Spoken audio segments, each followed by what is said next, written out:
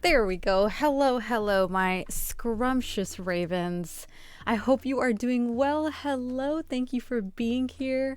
Welcome. My name is Raven. If you are new here, welcome. This is Raven's Real Talk. It is a talk show that I created on my channel in which I bring new topics every other Monday, and we talk about them, we discuss them. It's basically for learning purposes, for educational purposes, for eventually, hopefully, using the information that we get out of these real talk sessions to better our lives, better ourselves, better the people's lives around us, and really empower us with kindness and empathy and knowledge, in a time and in a world where so many people are arming themselves with ignorance and hatred. We got to be different. We got to stand out. So that is what Raven's Real Talk is about. And today's show will be a little strange and a little different, quite different actually, because usually I invite guests to speak on subjects with me. Usually I am not alone, but this time I'm actually doing this all by myself. And although it's a little spooky, I'm really proud of myself for going ahead and doing this, because I will not even lie, guys. I was quite nervous taking on this project by myself because it is such a sensitive topic. And I was afraid that I wasn't going to be able to do it justice. And I was afraid that, I wouldn't have all the information. And I felt like, oh my God, like this has to be perfect. I just have to know everything and be perfect. But when I was talking to Habibi, he made a really good point, and it really kind of set me at ease. And he said that your talk should be kind of like the stepping stone or the trigger for people to find out more information about this topic and do their own research. So I really liked that, and it kind of put things into perspective for me as well. So thank you for that. I appreciate that. And before we dive into this and I tell you more about this subject, let me say hello to everyone. Hi, Slay. Hi, Brandon. Hello, Joe. Hello, JG. And hello, Habibi. Woke up from a napster? Well, I hope you had a good nap. I love naps. Okay, so before we dive into the topic of ethnic cleansing and the topic of Myanmar, hold on, give me 1 second. Let me actually turn off, 1 second, the music. Oh, that's not where the music is. The music is actually probably here. Boom. There we go. Okay. So before we dive into the topic of ethnic cleansing, and more specifically the topic of the Myanmar situation and the Rohingya Muslims, I want to let you guys know why I chose to even speak about this subject. So one of the main reasons that I decided to speak on this subject is I can't even remember when it was. I think it was maybe sometime last year. My brother had brought up the Rohingya Muslims, and he was like, pray for the people in Myanmar. There's a whole bunch of chaos going on there right now, and I just want us all to be aware of it and just pray for the people that are there and the stuff that they're going through. And when he said that, I was like, I didn't hear anything. I have no idea what's going on. And I genuinely had no idea what was happening, especially in that side of the world. And a little side note about me, I don't watch the news, and therefore I am really out of it when it comes to current events and things like that. A lot of my first exposure lately to situations has been, I'm not going to lie, it has been Twitter. And that's only been recently because I've recently become more active on Twitter. So I've been kind of seeing what's trending and then doing my own research deeper into the subject. The news, first of all, is usually on super late at night. And second of all, it just gets me super depressed watching the news. It's a whole bunch of stuff also that it frustrates me, and I don't understand why people act the way that they act, and it actually affects me. It makes me depressed. It makes me and I'm saying depressed not in the clinical sense. I'm using depressed in the sense of like, it makes me super sad, and it just makes me feel a little helpless as well, that like, why is this happening in the world? Like, why are we still like this? You know what I mean? And so I don't watch the news. So when this whole thing happened, my brother mentioned it. I had no idea what he was talking about. And then he explained briefly what was happening. And it broke my heart that I didn't know that this was happening to people today. Like, last year is not a long time ago. 2020, 2021, the fact that ethnic genocides are still happening, or genocides are still happening, and we're in a more progressive time, in that time like 2021. It's just mind-blowing. I don't know how you guys feel about it, but like, to me, it's almost like unfathomable. And I think part of that is because most of us live in countries that are relatively safe in that sense. I'm saying relatively because we all know what just happened in the States, or I guess stuff that is happening in the States. So for us to kind of even like think of those kinds of atrocities happening, I think it can be a little difficult to digest and a little difficult to even imagine that those things are happening. And so I kind of like knew about it, and it was kind of on my mind to eventually do some research on it and actually understand what is happening. And the topic that I initially had planned for today's Real Talk, I ended up moving it to March 15th, I believe, or like March sometime. So I had an opening for today's topic, and I was like, you know what? Why don't I just do my research now about this? And turns out that this was the perfect time to talk about this, because there are some current events that are related to this population and to Myanmar that is causing a lot of political and civil unrest in Myanmar. So it's not a thing of the past. It is something that is happening today. I've even watched some videos today that were updated like a few hours ago. So, from situations that just happened a few hours ago. So it's pretty recent stuff. It's pretty it's present. It's like happening right now. And so I thought that we should probably talk about it. So let us dive into ethnic cleansing. So if you guys were to guess, what would you say ethnic cleansing is? So when I first heard of the term ethnic cleansing, I pretty much just thought of it as a group of people that are in power using their power to get rid of a certain population.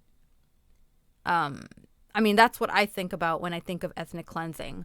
But I wanted to get a deeper understanding of what the definition of ethnic cleansing was and what I guess the UN would consider ethnic cleansing.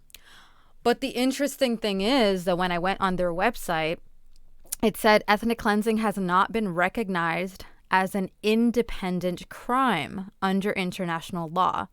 There is no precise definition of this concept or the exact acts to be qualified as ethnic cleansing, which I thought was kind of scary, because when something isn't defined, that is really threatening the lives of so many people, that are being affected by ethnic cleansing, it holds less people criminally accountable for their actions. And when there's no accountability for wrongdoing, it could possibly lead to a perpetual state of committing that wrongdoing. You know what I mean? That's terrifying and exemplifies it's happening in real time today. Exactly. This definition, like I went on the UN website yesterday. So this is like current, or whoever updated up. I mean, I would hope that they would be regularly updating their website, because this is where people look to, for help and assistance and clarification. And so this, I'm assuming and interpreting as their most current interpretation of ethnic cleansing. Hi, X. But when there was a time, I think it was like a Slavic genocide that was happening, and they were kind of forced to loosely, or not forced, they were put in a position to loosely identify the definition of ethnic cleansing, not officially, but just loosely identify it. They use that in the interim. So it's rendering an area ethnically homogeneous, so one ethnicity, by using force or intimidation to remove persons of given groups from the area. So what does that first statement mean? So you're basically taking an area and you're making it a one ethnicity, or a common ethnicity, by using force or intimidation tactics to remove the people that you don't want, who don't fall in that ethnicity, and you're kind of making that specific area more homogenous by using those tactics. And it's also could be furthermore described as a purposeful policy. So policy means that there's something, in my mind, when I hear policy is like something written, something passed, like a bill or legislature, something that can be enforced. So a purposeful policy designed by one ethnic group or religious group to remove by violent and terror-inspiring means. Now, when I think violent and terror-inspiring means, I do think military. I do think police force. I do think extremist groups. Inspiring means the civilian population of another ethnic or religious group from certain geographic areas.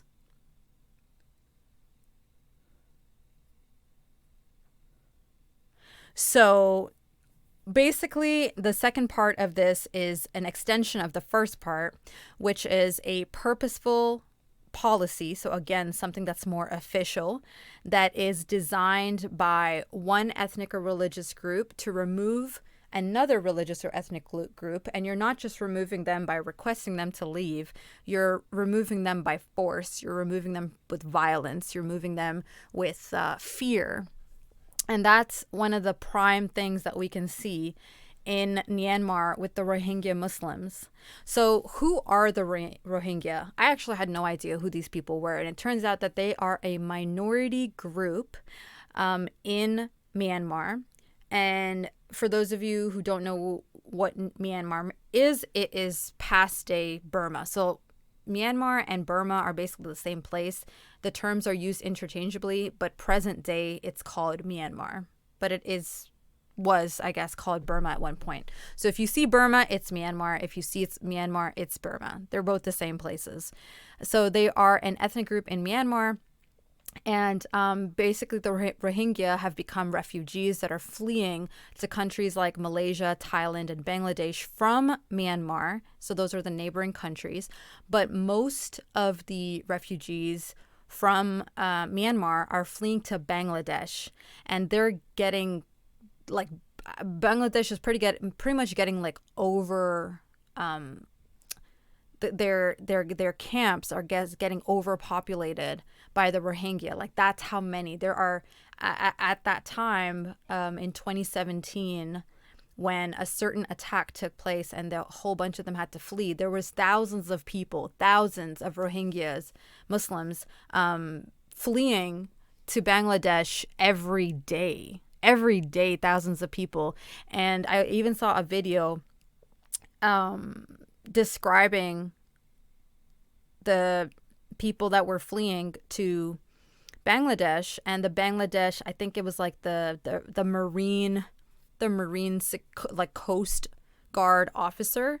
He was saying that the boats sometimes are so full and overflowing with people that sometimes the boats would capsize before the people would even make it to Bangladesh. So in the coast, like on the coast and on the river that was used to flee from Myanmar to Bangladesh, they would find a lot of bodies just there in the water. So they never made it. Those people never made it. They fled, but they never ended up making it to Bangladesh. And that's so sad. Like I can only imagine you know, fleeing your home and then you just never make it. You just have this image of like, I'm going to be safe. I'm going to have a better life. You know, it's just a little further and then you just never make it. That is so sad. It just breaks my heart. But that is the reality. That is something that is happening and was happening. And basically the state of Myanmar and the military, which essentially are very much the same, which we'll go more into later on, they have launched violent attacks against this minority. And these attacks have included killing, sexually assaulting. I really hate the R word. I really do.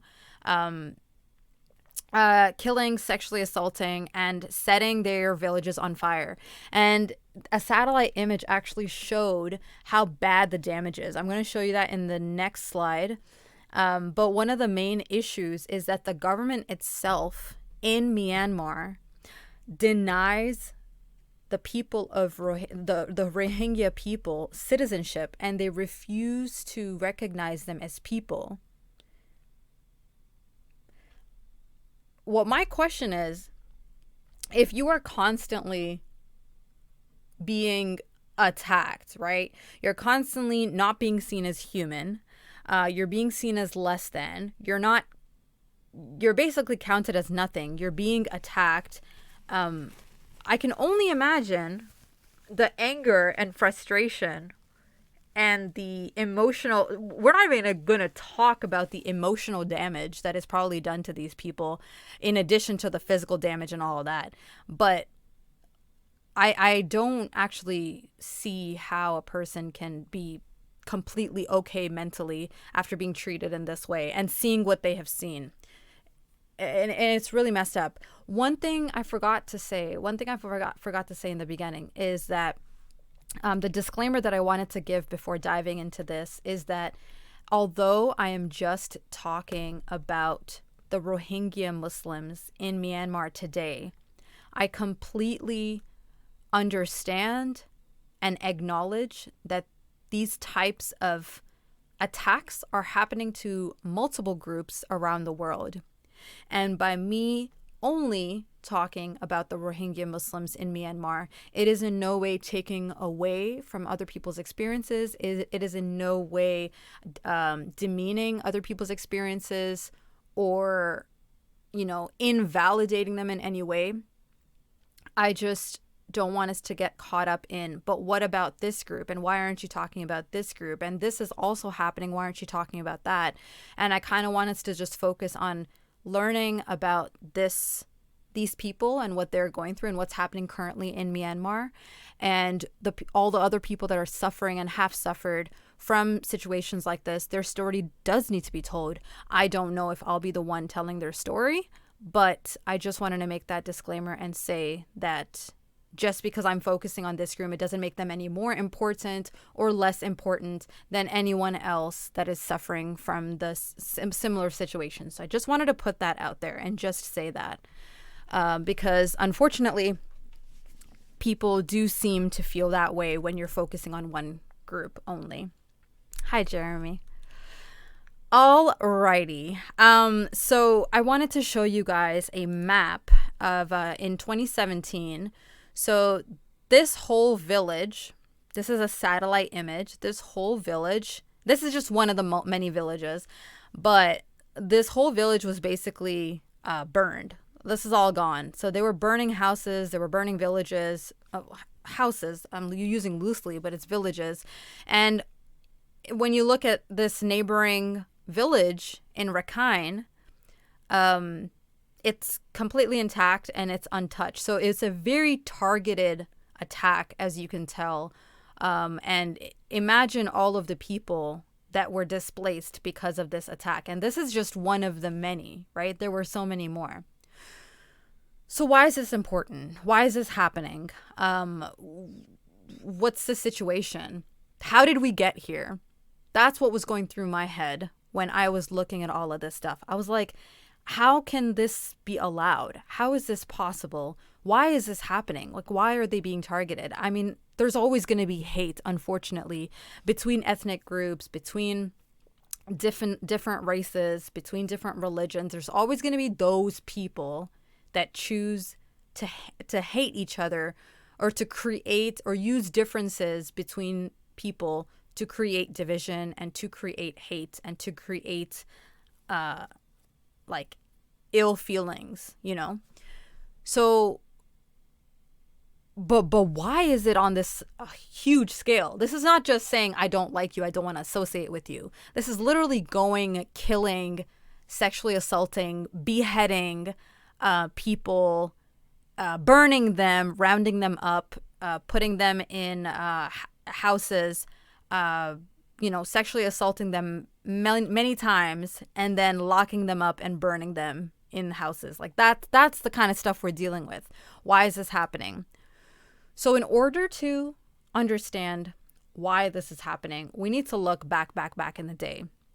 This isn't a today problem. This is a problem that has been embedded in Myanmar from the very, very, very beginning, from like way, way, way back when. So another disclaimer here is that when I was doing my research about this topic, I realized how huge this topic was. And I just thought that it was going to be about races not liking each other, right? Ethnicities not liking each other.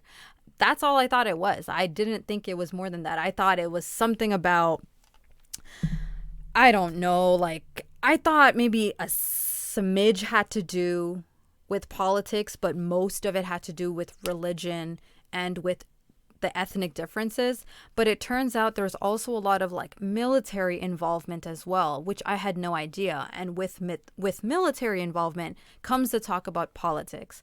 Now, for those of you who are not new here, you know that I try my best to stay away from politics. I don't enjoy talking about politics. I don't understand politics. I don't really... It's bad to say I don't care about politics, but that's a smidge true. Primarily because it really stresses me out. It makes me feel super helpless, and I don't quite understand it. Those are some of the many reasons I don't like politics. But also, I don't feel like a lot of people can have healthy conversations about politics without getting overheated and crazy and all of that. So that's some of the many reasons I stay away from politics. But unfortunately, as I was doing this research, I realized that there is no way I can have this discussion without talking about politics. So I'm just putting that out there. This conversation is going to be very different than what I usually have on this stream. It will be talking about politics and parties and, military control and all of that, and I usually do not talk about any of that. I don't even comment on a lot about like US politics and things like that, but there may be some parallels drawn to things that I learned here and US politics and politics in general. So just wanted to let you guys know that if that's something that you're not here for, I'm giving you, the information that you need to make the decision that you would like for your own enjoyment and mental well-being and education. If this is not something you want to be educated about or understand, or you don't care to understand, I totally understand. Just putting that out there. Okay, cool. All right, why? So let's start from the beginning, where it all began. So in 1948,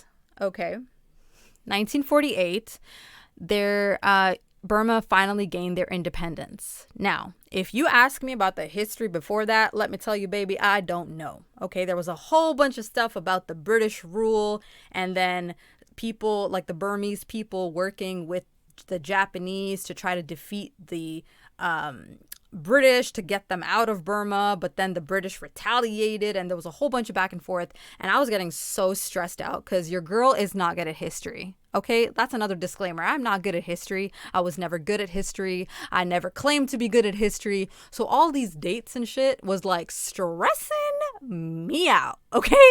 But I tried my best to actually grab my information from different sources and then put them in a chronological order so that I could kind of understand like what was happening in the country, because in order to understand what is happening with the Rohingya people, again, you have to understand what the country is and was going through in terms of their government and in terms of their military structure.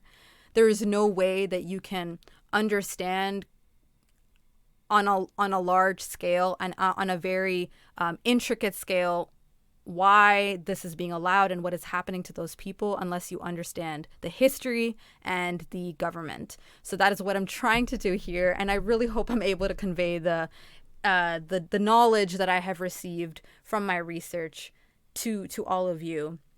So 1948, Burma gains its independence. Okay, the constitution that was set out is not followed. So in the Constitution, what it says that it basically says that all the ethnicities that are part of Burma, they all have, you know, the same rights. They all have similar acknowledgement of themselves, like they are acknowledged as separate ethnicities. They are, you know, respected and included and all of that. But although that's what the Constitution said, that was not being followed.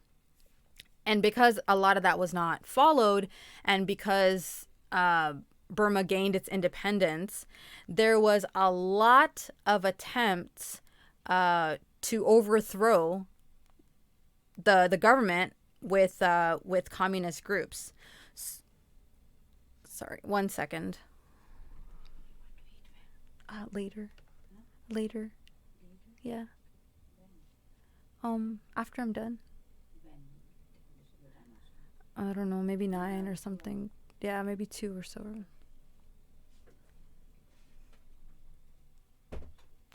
Sorry, my mom came in. Okay, so, sorry, going back to what we were talking about.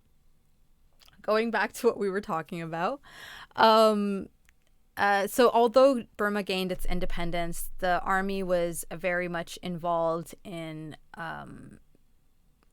the Burmese gaining their independence, and because there were so many attempts from communist group to overthrow whoever was in power at that time, because people were not being treated fairly, they were not being treated justly, the Constitution was not followed, there was a whole bunch of other issues that were happening that I did not research further, just going to put that out there. But all I know is at that time, there were still many uprisings and a lot going on at the time.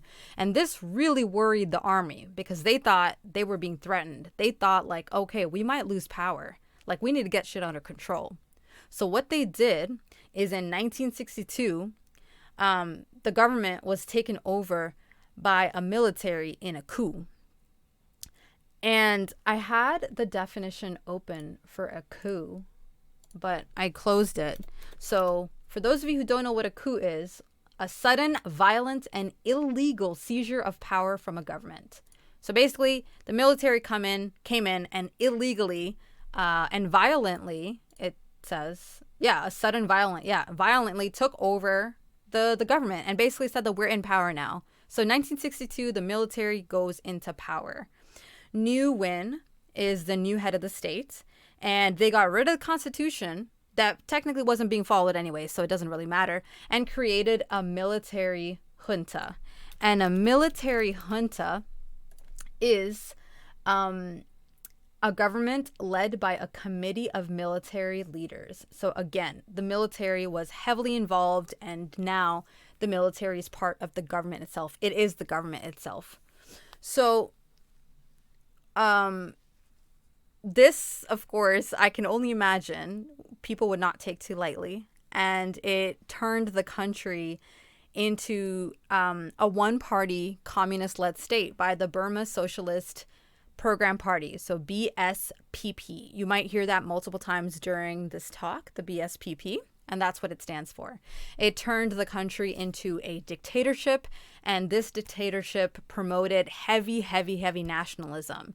And y'all already know from past examples, like in international history, that sometimes when nationalism is heavily promoted, it can lead to a sense of brainwashing.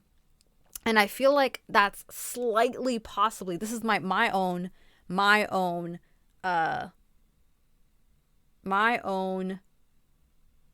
conclusion.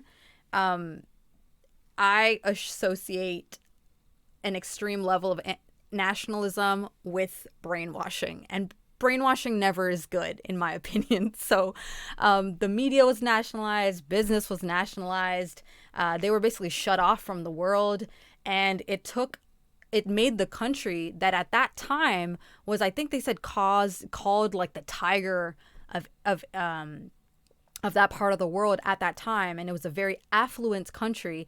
It like took it down in the dumps. Like the economy was down, business was down, and what better way, right? What better way to bring people together in a time like this than to create a common enemy?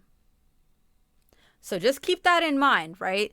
This whole all thing is happening, the military's in power, economy going to shit. Probably when the economy goes to shit, in my opinion, from what I've seen, and things are bad, looting starts, like stealing starts, crime rate goes up, all of that. So there's all this like unrest probably happening in the country. Again, this is my conclusion based on my research. I'm not saying this is what happened, but this is what I'm perceiving probably happened at that time, just based on past history examples. I could totally be wrong, just putting that out there. So yes, in 1974, a new constitution was drafted. So I think that probably got a lot of people excited that there might be some kind of change. But no, basically the Constitution just put it in writing. Because remember, the other Constitution was tossed out, the one from 1948. This one was drafted, and it basically confirmed and put it in writing that the BSPP is in control, is the party in control, is the party in power, and so is Ne Win. 4 years later, in 1978, Operation Dragon King began. And remember how I mentioned that common enemy? So what the military did, and what I guess the extremists in the country did, is they perpetuated this feeling and this statement of the Rohingya Muslims not being people. They were not considered people. In the Constitution, when the Constitution outlined all the different ethnicities that were included in Myanmar, the Rohingya weren't part of that Constitution. They weren't even considered as people. They weren't considered as part of Myanmar. They were actually seen as these illegal immigrants, even though they were indigenous to Myanmar, but they were basically seen as people that needed to be tossed out and gotten rid of. So in 1978, when Dragon King operation began, that operation forced 200,000 people, Rohingya people, with violence and sexual assault to leave Myanmar. So again, these people were fleeing to Malaysia, Thailand, neighboring countries, Bangladesh, to seek refuge from what was happening. You know, with the violence, they were being forced out of their homes. They were being forced out of a country that they thought that they could live in and build a home in, or had a home in, but they were being forced out by the military. A few years later, in 1981, the presidential elections were held. Elections and multi-party system was promised. So the reason this was so huge, a huge point in history, is that for such a long time, the military has been in power, right?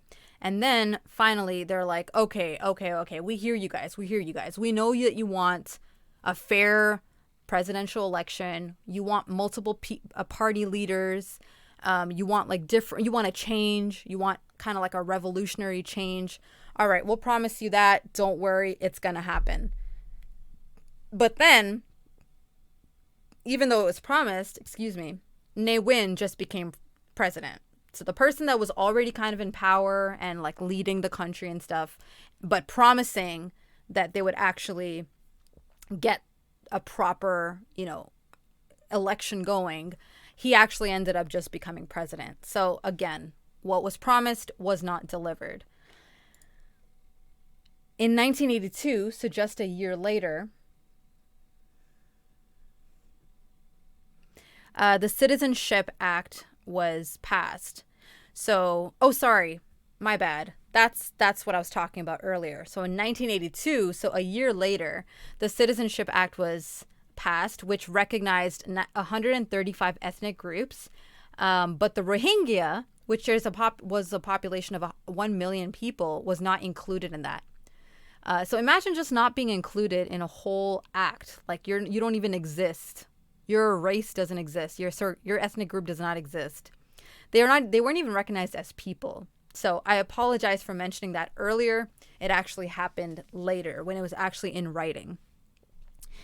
Then a few years later in 1988, this is where things really started to come back and heat up. So we already talked about in 1978, they were already forcing Rohingya people out. And something tells me that this is just a formal name that was given to the operation, and it says that it took place in 1978.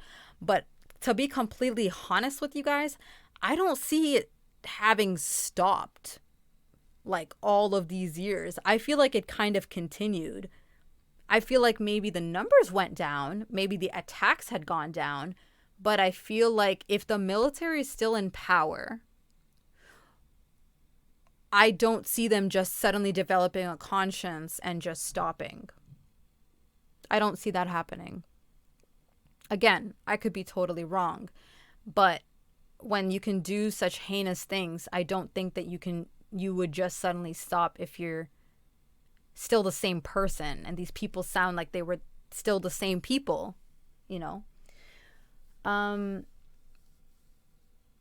Joe, thank you so much. I appreciate that. I am definitely not super well informed, but I'm trying my best to speak about this very important topic. It's something that I learned. It's something that I am not completely, knowledgeable about, but I am definitely trying my best.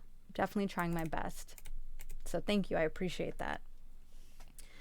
So in 1988, that was the beginning of something called the 888 Uprising. And the reason it's called 888 Uprising is that it marks the time in August when a whole bunch of uprisings began.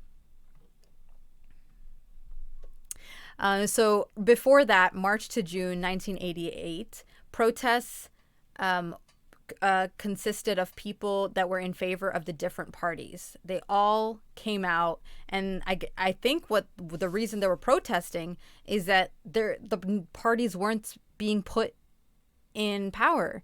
It was still the military, and they were tired of it. They probably wanted someone to come over into power that was fairly selected by the people, have a proper political running of each party, to come out, say their platform, and that's that. But there was a whole bunch of protests happening.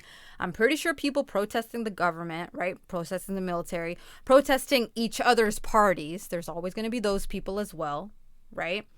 And the issue that escalated all of this protesting is that the military seemed like they kind of sided with one group over the others, and that kind of put more fuel to the fire. So there was more violent retaliation and new protests. And then to suppress the protests, the military retaliated with violence, and then new protests came out. So it's just a cycle. It's a cycle. If there's protests, they're dealt with violently, there'll be more protests. And then those could possibly get violent, which leads to violent retaliation, which leads, like, it's just such a scary cycle. And in June, Ne Win promised to resign because he was like, things are getting really bad. That's what the video I watched said. They said that things were getting so bad that he decided, or he said, he promised that he would resign because he was like, okay, these people, I guess, don't like me. They don't want me to be here anymore. I need to resign. I need to get out of here. And I guess the plan, or the promised plan, might have been to go ahead and do what they had promised before, which was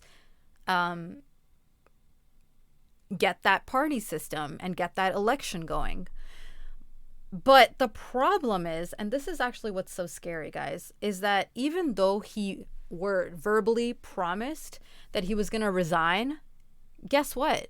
He already said that he had the next person that he wanted to bring on board. He already had that in his mind. He already said that, yeah, I'm going to leave, ready to. But the person that he was going to appoint as his successor, I think that's the right word, successor, was someone who was known among the protesters as the Butcher of Rangoon. Does that sound like someone you would want as your president? Does that sound like someone who would make you feel safe in your country? I don't think so. So it's like taking one evil person and replacing him, like that person, with another evil person. It's really scary. And the reason I keep saying that this is really scary is you guys have no idea. Like, this is one of my fears. I have dreams about things like this where in my dreams, I'm in some kind of trouble. I'm in some kind of situation. And the people who I think who should protect me and should help me are the ones who are corrupted and are trying to shut me up. Does that make sense? Like, did I say that correctly? I think I said that correctly. So that's why it's terrifying when the people who are in control and power, who are the people you're technically supposed to go to for help and for assistance, they're the ones making the rules. They're the ones who have the influence and the power. You are literally like an ant. So if you just piss off the wrong person that is related to them, they're going to silence you. They're going to make sure that you do not speak out against them, or you do not let the truth out, or that people think you're crazy, or all these kinds of things. And like, I literally have dreams about times when I'm in trouble, I go to the police station, or I go to somebody that I think is going to help me, and they actually treat me either like I'm crazy, or it turns out that they're like in on it, so they don't. So then I look like the bad guy, or they turn it around on me. It's scary stuff, guys. It's really, really scary. The people who are supposed to protect you are the ones who are hurting you. Okay, I'm glad it makes sense. Okay. I'm glad. What was the note for, Joe? So then in August 8th, 1988 to September 1988, so that's the duration of these things that are happening, a lady named Aung San Suu Kyi returned to speak with the people and lead them in a nonviolent protest against the army. So who is she and why is she important? Her father was part of the reason, or had a hand in Burma gaining their independence. So she has a very strong lineage and a strong connection to the country. So when she returned and started speaking with the people and encouraging them to not kill the army, not harm the army, but actually for the two groups to work together and come to a decision or like a resolution together, she was seen and compared to like Mother Teresa and Gandhi and all of these people. So keep that name in mind, because that name is going to come up a lot. So I'm just going to call her Suu Kyi because it's easier. And I apologize in advance if I'm pronouncing these names incorrectly. I tried to really listen to the video and I was like, is he saying chi or ki? So I couldn't figure that out from like just listening. So I hope I'm saying it correctly. And if I'm not, I apologize for that. Oh, nope was because of not preferring. Okay, I got scared because I think I thought that I said that. Is this making sense? And you were like, nope. Okay, I'm glad. Okay. Thank you, Joe, for clarifying that. Okay, so she returned because she had left the country, and she had returned to speak with the people and, encourage peace and all of this. But many people came out to protest the police brutality at the time. Oh, absolutely, JG. Absolutely. Thank you so much for making me part of your night. I appreciate it. It's been wonderful having you here. I will be actually posting this to YouTube. I have a whole playlist of all my real talks. So you are more than welcome to check it out if you're interested. But of course, no pressure at all. Thank you. It's been wonderful having you here and meeting you. Thank you. Oh, thank you so much. Thank you, JG. I appreciate that. I hope you have a good time. Good night. So, when Suu Kyi came back to speak about all the protests and everything that was happening, it actually didn't help in the sense that the protests didn't suddenly stop. Right? The protests continued. More people came out to protest the police brutality. And I'm wondering if it's because she said that, we should be dealing with this with peace. But if they were not met with peace by the police force, by the army, they're only going to get more aggravated and want to come back with even more, I guess, a more violent retaliation. So that's a lot of people did come out and protest the brutality. And then a referendum took place. So a referendum took place, and for those of you who don't know what a referendum is, let me give you the proper definition. A referendum is a direct and universal vote in which an entire electorate is invited to vote on a particular proposal and can have nationwide or local forms. Okay, so that is what a referendum is. So a referendum took place, and the results concluded that 90% of the delegates were in favor of a multi-party system.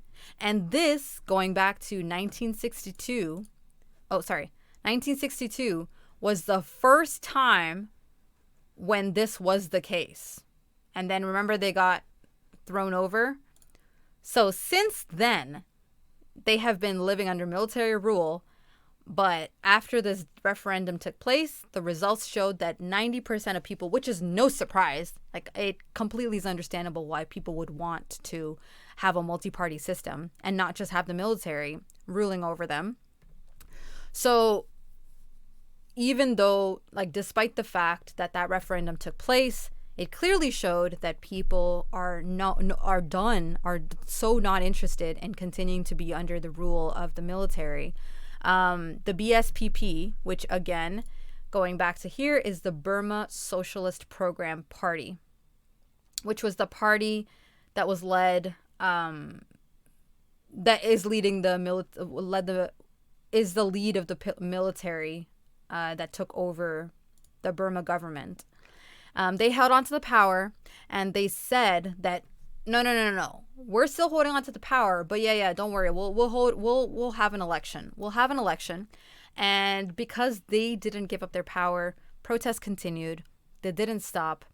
And what people were most afraid of is if the military is continuing to be in power and they are the ones that are going to select or organize this election, it's definitely going to be rigged. That's what they were worried about. What they actually wanted instead is they actually wanted to have like a third party neutral, a neutral, not a party, a neutral body come in and kind of be there in the interim while they get the election ready, get the parties rallied up and all of that. But of course, that's not what happened. It led to more violence. So things are just not good.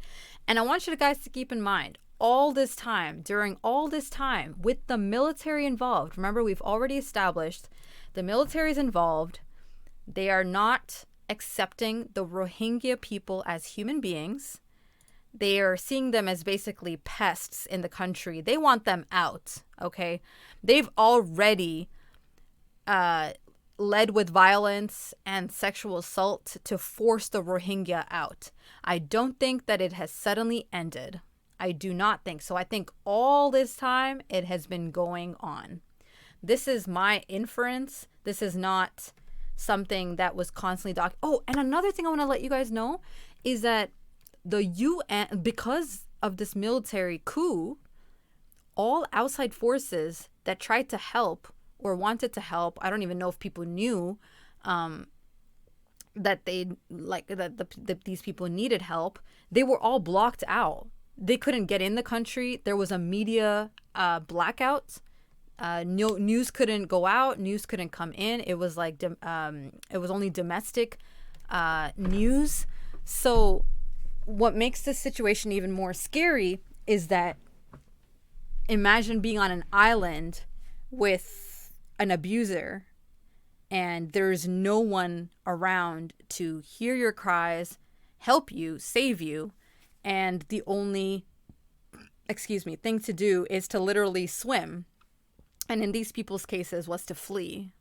So I want that to kind of be the underlying thing or the assumption, I guess, that I'm making is that those attacks on the Rohingya people persisted. It continued.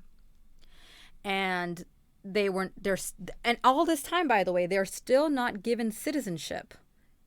That I can say for sure, because even today in 2021, they're not given citizenship, even though they are indigenous to Myanmar. So that I can say for sure. That has not happened yet.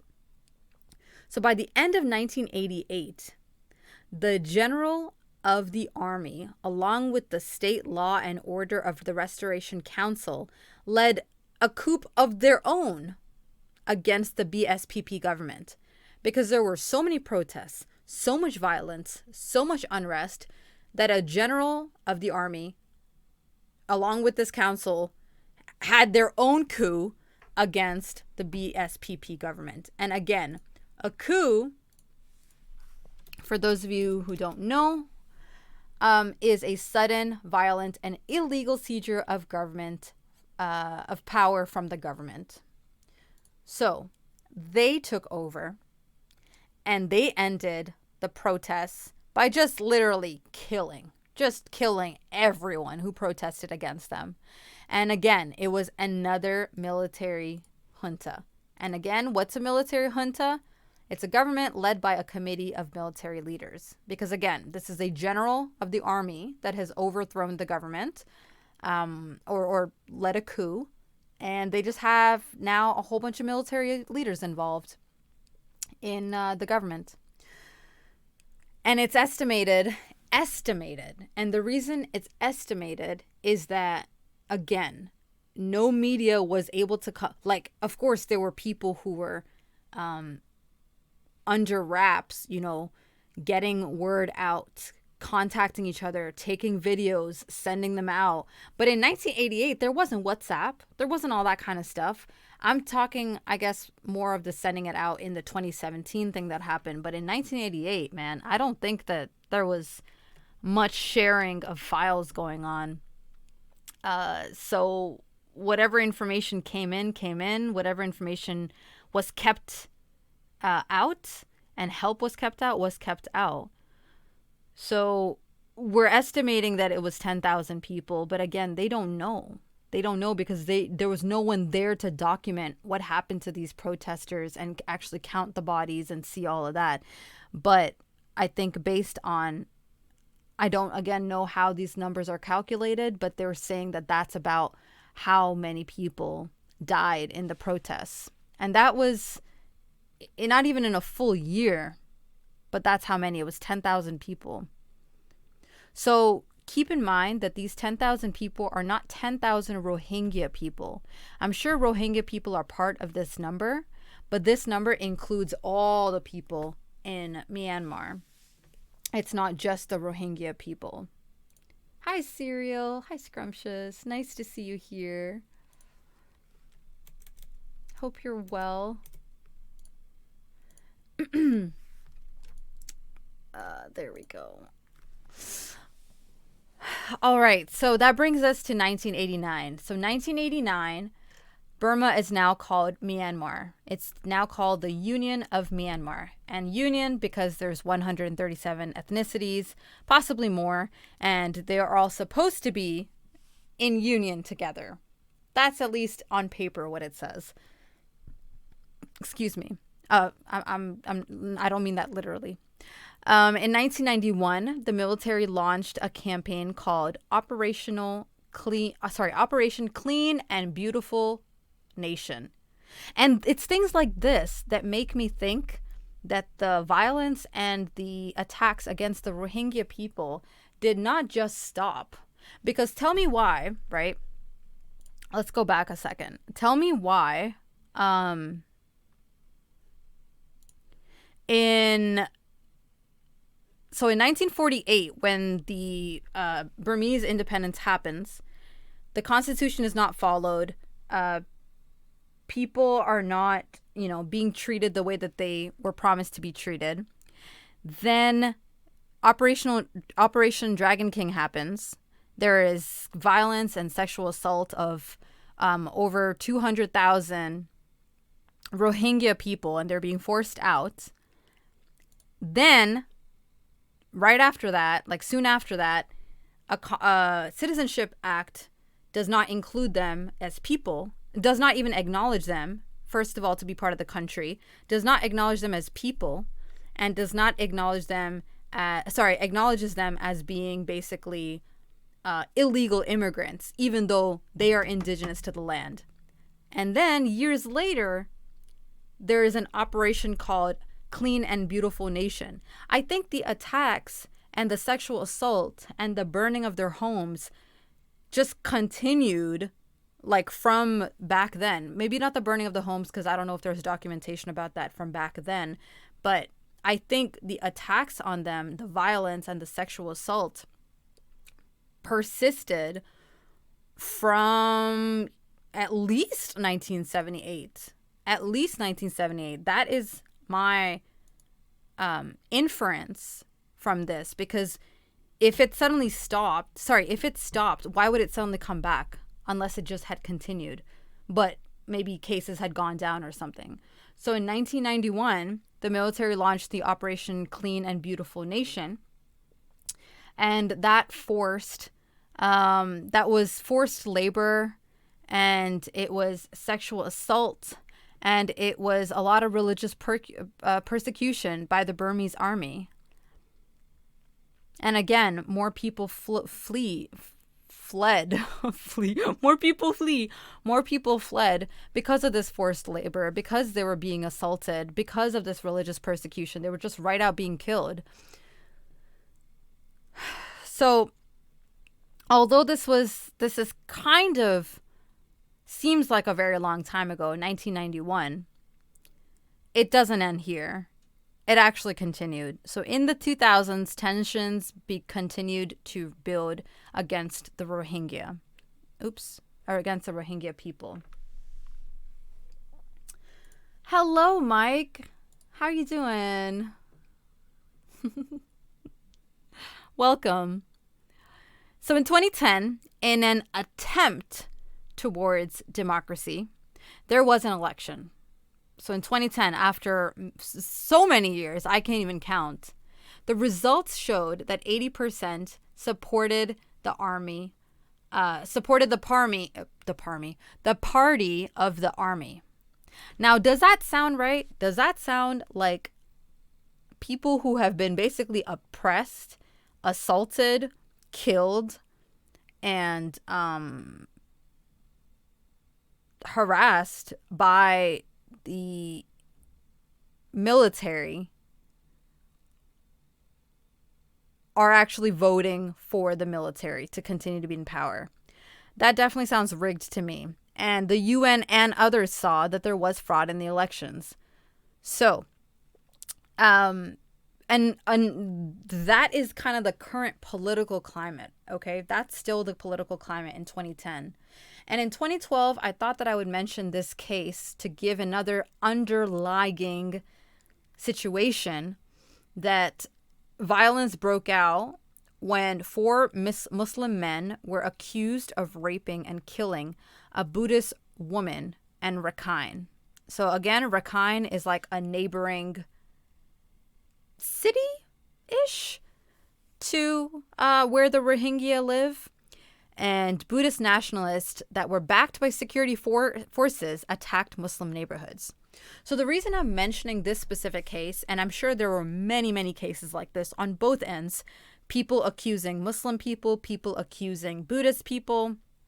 The reason I'm bringing this up is, do you see the retaliation that this causes against a specific group of people when it's actually certain people from that larger group that are being accused? And I think that that is so important. Just this example itself is so important to talk about because this is prevalent even in today's society. This is not exactly the same thing, but it's kind of the same thing in the sense that there are so many Asian Americans that are being assaulted right now and are being attacked right now because ignorant people have attached the existence of COVID to all Asians. Like all Asians are to blame because COVID-19 is now part of our lives. And, you know, when I think of people acting in that manner, they really sound so stupid. They sound so stupid because how can you blame a whole, just a whole people for something that truthfully I don't think we will ever be able to get the truth about where the root of COVID came from. I'll be completely honest with you guys. I have heard bats. I have heard a person had it from raw meat. I heard this and that. And like, I don't know who to believe. And I just choose to not believe that we know the source. And I'm pretty sure that if someone even knew the source, the real source, they would either try to manipulate that information to which some people are, to turn it into a fear, to turn it into a common enemy, and to kind of exercise power over certain people, or they could just hide the information. So I'm just not even believing that we know the source. And to be completely honest, who the freak cares? Who cares? Honestly, I don't care. What I want to know is I'm looking forward, baby. I'm not looking in the past. I'm looking forward. Like, how do we move forward from this? It's already part of our lives. It's already part of our reality. Like, looking back on who had it first and where did it come from is not necessarily going to help us in progressing the vaccine, in my opinion. What that might help is in determining how to prevent it from ever happening again or something, I guess. So maybe that's important to know. But I don't think that information should be weaponized. And that information or false information is being weaponized. And it is turning people, ignorant people, into these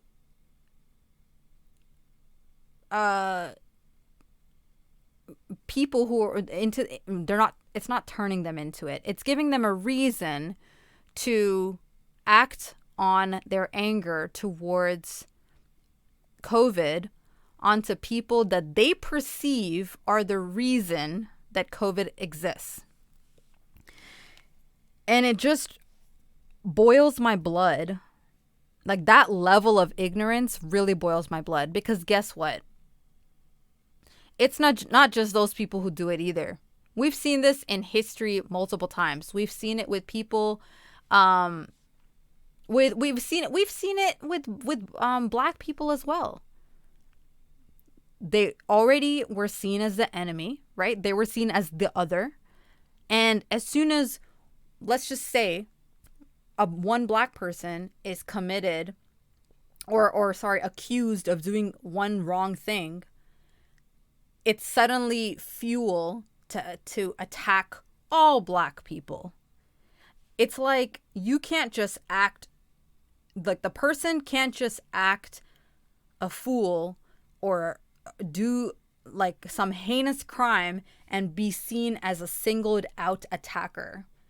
It's like they represent their group, or I guess it's more that they are seen as a representation of that group, and therefore them acting in such a way confirms the other group's perception of them, and therefore fuels their need to like eradicate that group. It's also seen in the news with things like September 11th and the Charlie Hebdo crimes. People were suddenly hating on all Muslims. And when there are bomb attacks around the world, people suddenly see that as a Muslim problem. I'm Muslim. I have never strapped a bomb to my body, and I don't plan on ever doing that either. It's not a Muslim problem, okay? It's a person problem. It's a brainwashing institution problem. It's a underground militia problem. Whatever reason they had for doing that, that's their problem. That is not a group problem. And it really bothers me. Yeah, it really bothers me when one person does something and it suddenly becomes a representation of the whole group of people. We see this a lot. Also, I think it was London, or was it New Zealand? Might have been New Zealand. I actually can't remember. It was one place where someone stabbed a whole bunch of people, and the headline, or I guess the news headline, was basically like, Muslim person, da da da da. Like, have you guys noticed that anytime it's a person, a Muslim person, well, I'm going to talk about Muslim people. Anytime it's a Muslim person, they make sure to put in their race. They make sure to put in, their religion. They make sure to put in their religion in the media article. I have never seen a Christian man beheads his wife. Never. I have never seen that. Or a Christian man goes on an attack, or a Jewish man goes on an attack, harming 7 people. I have never, ever seen that. It's always when it's a Muslim person, I'm giving an example of a Muslim person, but I know this happens to other groups as well. But when it's a Muslim person, they always make it a point to mention their religion. And I think that adds the fuel to make them the other, make them a group that you need to be fearful of, make them a group that you need to avoid. There was a time, and I'll say this again, that there was a time in my life where I genuinely was afraid that, like, if they order a genocide of Muslim people, shit, that's it. Like, that's it. Like, that they could literally break into our house, grab us, kill us, do whatever they want with us, and that's that. That is that. And that really terrified me. There was definitely a time in my life where I was really scared. I was like genuinely scared. I was genuinely convinced at the possibility that that could possibly happen, and that would be the end of my life, basically. So although these things, 2012 seems like it's a far time away, or a long time before, I feel like the underlying essence of, people choosing to recognize one person's actions as a representation of a whole, and then therefore acting on those feelings of hate towards the whole group, is a reality to this day. And it's terrifying. It's really terrifying. And I really hope that if you haven't ever experienced that feeling of being genuinely scared, that you will be killed because of your faith, and like everybody's against you and everybody sees you in that light, that you are hated. I hope that you never have to, I hope that you never do feel that way, because it's a really awful feeling. It's a really, really awful feeling. And I do feel like there were times where I did feel like I had to be extra good. I never ended up changing myself, but it definitely did, like back it definitely crossed my mind, like I should be really careful with how I act in this. But I think I had gotten to a point at that time as well, then when I was like, you know what, it doesn't matter what I do. People are gonna choose to look at me any which type of way anyways. So I'm just going to try to be the best that I can be, the best human being I can be, the best version of myself that can be, the best Muslim I can be. And if people are going to find something to hate on, that they're going to find something to hate on. I don't need to try to change myself for that reason. So I just wanted to take a disclaimer and like a side note and just mention that, because this example right here, this 2012 example, I purposefully put this in here because I wanted to mention that this is a sad reality that a lot of people face all over the world when they're just clumped in a group and misrepresented just because of a few bad apples. Excuse me. So may we all strive to not be ignorant, and strive to look for the truth, strive to become better educated, more knowledgeable, and lead our lives with empathy and kindness and knowledge and reflection and introspection, because I think all of those things are so important for you to grow into a healthy individual that will not do stupid shit like this. On either end. Let's just say those Muslim men did sexually assault that woman. That is completely wrong. And it is also completely wrong for these people to then go ahead and attack a whole Muslim neighborhood because of these people's actions, if they did end up doing it. So I'm not taking sides, but what I'm trying to say is that both sides, what I'm trying to say is that one group's actions should not be a representation. One person's actions should not be a representation of the whole group. There is peace.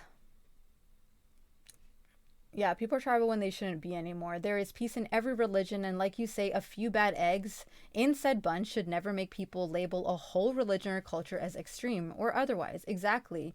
We need equality for all religions. Assalamu alaikum. Peace be unto all religions, love and prosperity. Absolutely, Joe. Mike says that's because people of the media always hides bad news of a Christian man doing this or that, but makes a big deal out of another person of color, and they are believed like Muslims are doing this, and they make a big deal out of that. Yes, exactly.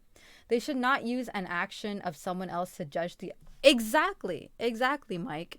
And you make a really interesting point as well, Mike, that the person of color, and they are believed that the Muslims are doing this. That's an interesting point, and the reason I mention that is that there have actually been some side research done into some of these people that they say were Muslim and did X, Y, and Z terrible things, and it turns out that these were people that were hired, again, not to get too much into politics and conspiracy theories and all that, but these were people actually hired to pretend to be Muslim so that they could, like, misbrand Muslims or perpetuate the hate or perpetuate the attacks towards Muslim people, because they knew that people would react poorly when they found out that someone who did X, Y, and Z attack was a Muslim. So you really don't know who to trust, guys. You really can't trust the media. Luckily, I learned that at a very young age. Bless up to my teacher who taught me that. Otherwise, I would have been that person listening and believing every single thing on the news to be the truth and accurate. I wouldn't think to question sources, think to question intentions, think to question agendas. So let's all aim and strive to do that. I'm gonna take a quick washroom break because your girl has to pee, and then we will continue at 2015 when I come back.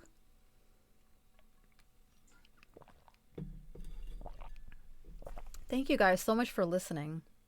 Really, you guys have no idea how good this feels to learn about something that is happening in the world that I had no idea about, and sharing it with all of you, and like having you guys also be receptive to it and, like, understand it and question it and like reflect on it and discuss it. It's really beautiful. So thank you all for being here. I really appreciate it.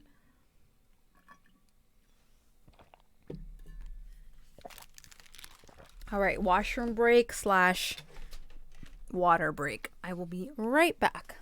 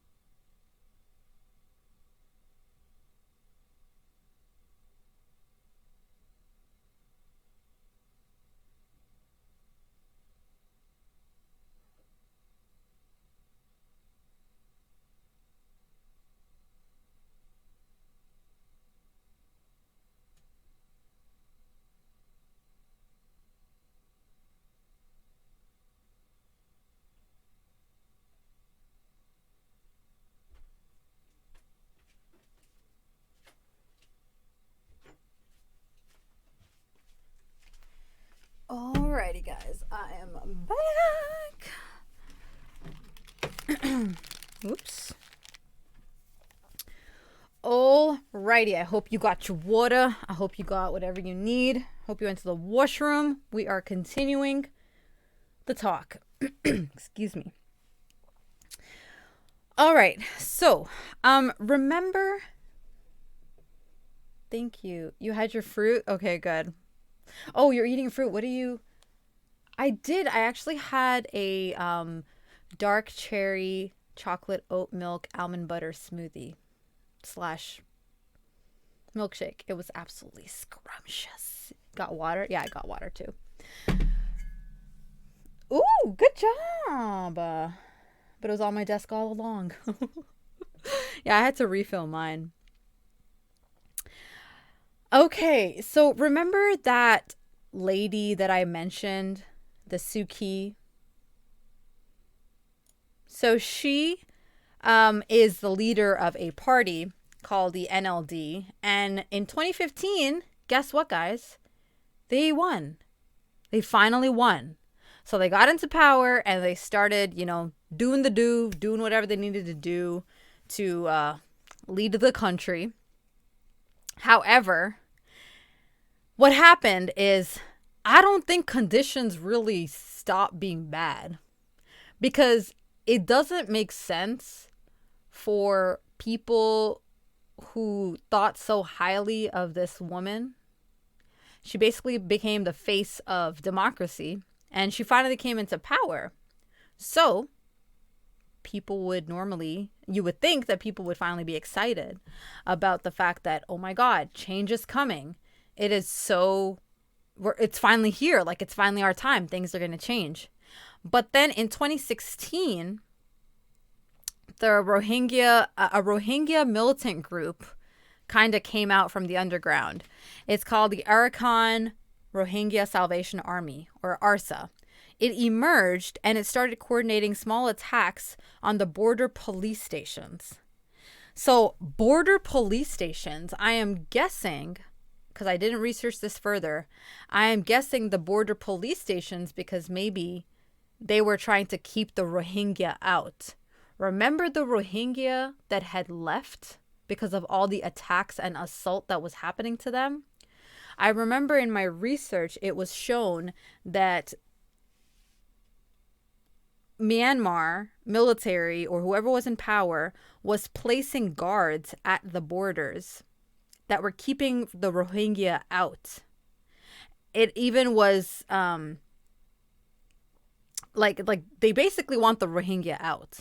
So it could be that that's why they were attacking the border police stations. Because think about it.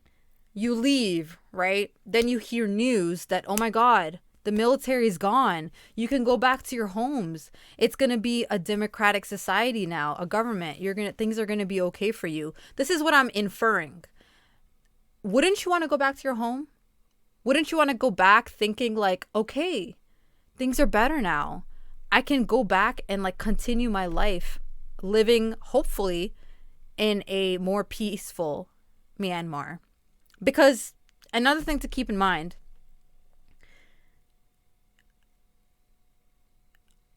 if there are that many people fleeing to Bangladesh, and Bangladesh is already quite populated, it might be difficult for Bangladesh to accommodate that huge influx of people. So maybe, I don't know, but maybe they weren't being they weren't being treated as welcoming with open arms in Bangladesh. So maybe it kind of left them homeless, like they were sent away or fleed from Myanmar. Then they go to Bangladesh, and Bangladesh is just taking in all these people. But even they have a capacity, and there's of course going to be people there who are angry at the huge influx of people that are coming in and trying to earn a living. So probably working working the same job for lower wages. The same excuse people have here, like the immigrants taking all my jobs, those ones. they're probably met with resistance there. So they hear about this new power. They probably want to go back. But I'm guessing ARSA attacked the border police stations because of that reason. Again, my inference, there's no proof. I don't think there's a way of knowing why they did that. But that's what I think. I think that was the situation. Now things get really bad, guys. 2017, things get really, really bad. Mike202, thank you so much for the follow. You see that raven? That is you. You are now under my wing. No, you did not see a raven because it didn't come up. But I just realized. There we go. Whoopsies. Whoopsie daisy. All right, let's see if this works. There we go. Mike, thank you so much for the follow. You see that raven? That is you. You are now under my wing. Welcome. Also, what is really hard to believe sometimes is things of news, because at least 2 or more questions. What if it really happens? And what if it was set up? Exactly. So I am the same way. I ask those kinds of questions too, Mike. I ask those questions too. So things get worse in 2017 when August 25th, 2017, an attack led by these people, the Rohingya militant group, which is like civilian people, militant group, the ARSA, they launched an attack on a station and that killed 12 police officers. And this attack just set these people off. That is the best way I can describe it. It literally set these people off. And I don't think I'm allowed to show you some of the stuff that I saw. So I'll just put the link in chat if you want to watch it. But there's some pretty gruesome images that I don't think I'm allowed to show on stream.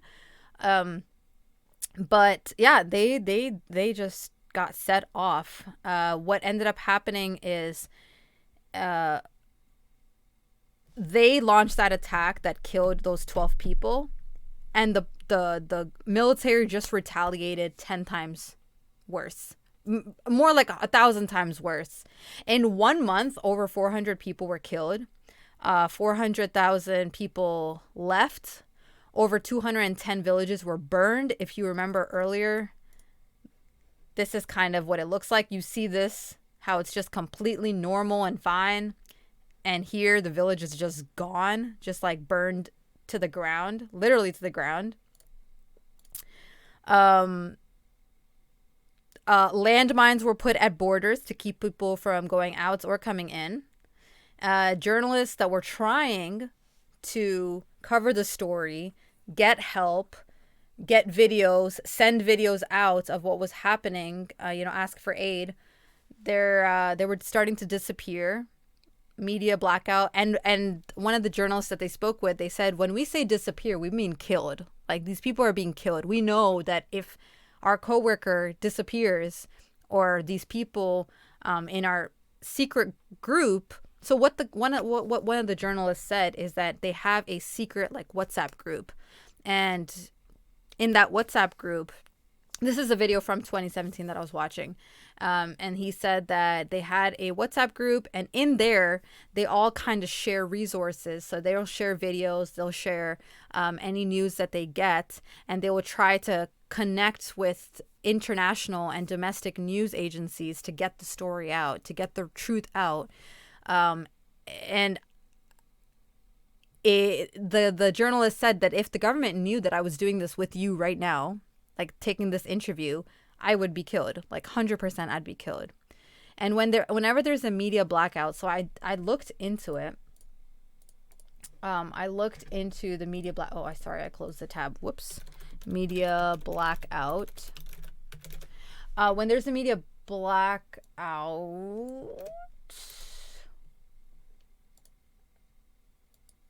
it means that it's a censorship of news related to certain topics, particularly in mass media, for any reason. And that causes information to be very filtered when it's coming in and very filtered when it's going out, which, as Mike said, as I said, is quite unreliable and usually isn't the whole truth or the truth. And in the 2017 attacks, there were heinous things being done to people. Not just were they being burned, they were also so one person accounts, a few people said that they got a whole bunch of women. They took some soldiers with them, sexually assaulted all those women, then put them all in a house and then set it on fire. Kids were being killed. Kills were being tossed. There were bodies of people beheaded and unidentifiable till they went and found the heads and then put it to the body so that they could figure out who these people were. Things were it's some very heavy, scary, gruesome stuff that was happening. Now, the reason there is this extra 2017 thing happening here is that, remember that person that was in power, the Suu Kyi, that woman? So when it was brought up that ethnic cleansing is taking place because so many Rohingya Muslims were just being slaughtered. And we're saying 400 dead in a month, but this is just a loose number because, again, they denied UN help. No one was able to come in or out of the country to help them to identify the situation, to investigate the situation. So these numbers are definitely low. And when she was addressed about the ethnic cleansing, she said that it actually is not taking place and that it is false. And she said it's a new problem. And that freaking boiled my blood so much. The reason it boiled my blood so freaking much is that, do you not remember this? Operation Dragon King? When the exact same thing was happening, where the Rohingya were being forced out of their country and sexually assaulted and killed and forced out of the country. And then it happened again. And then it happened again. So how's this a new problem? So I'll show you guys that's my clip section. I'll show you guys the interview.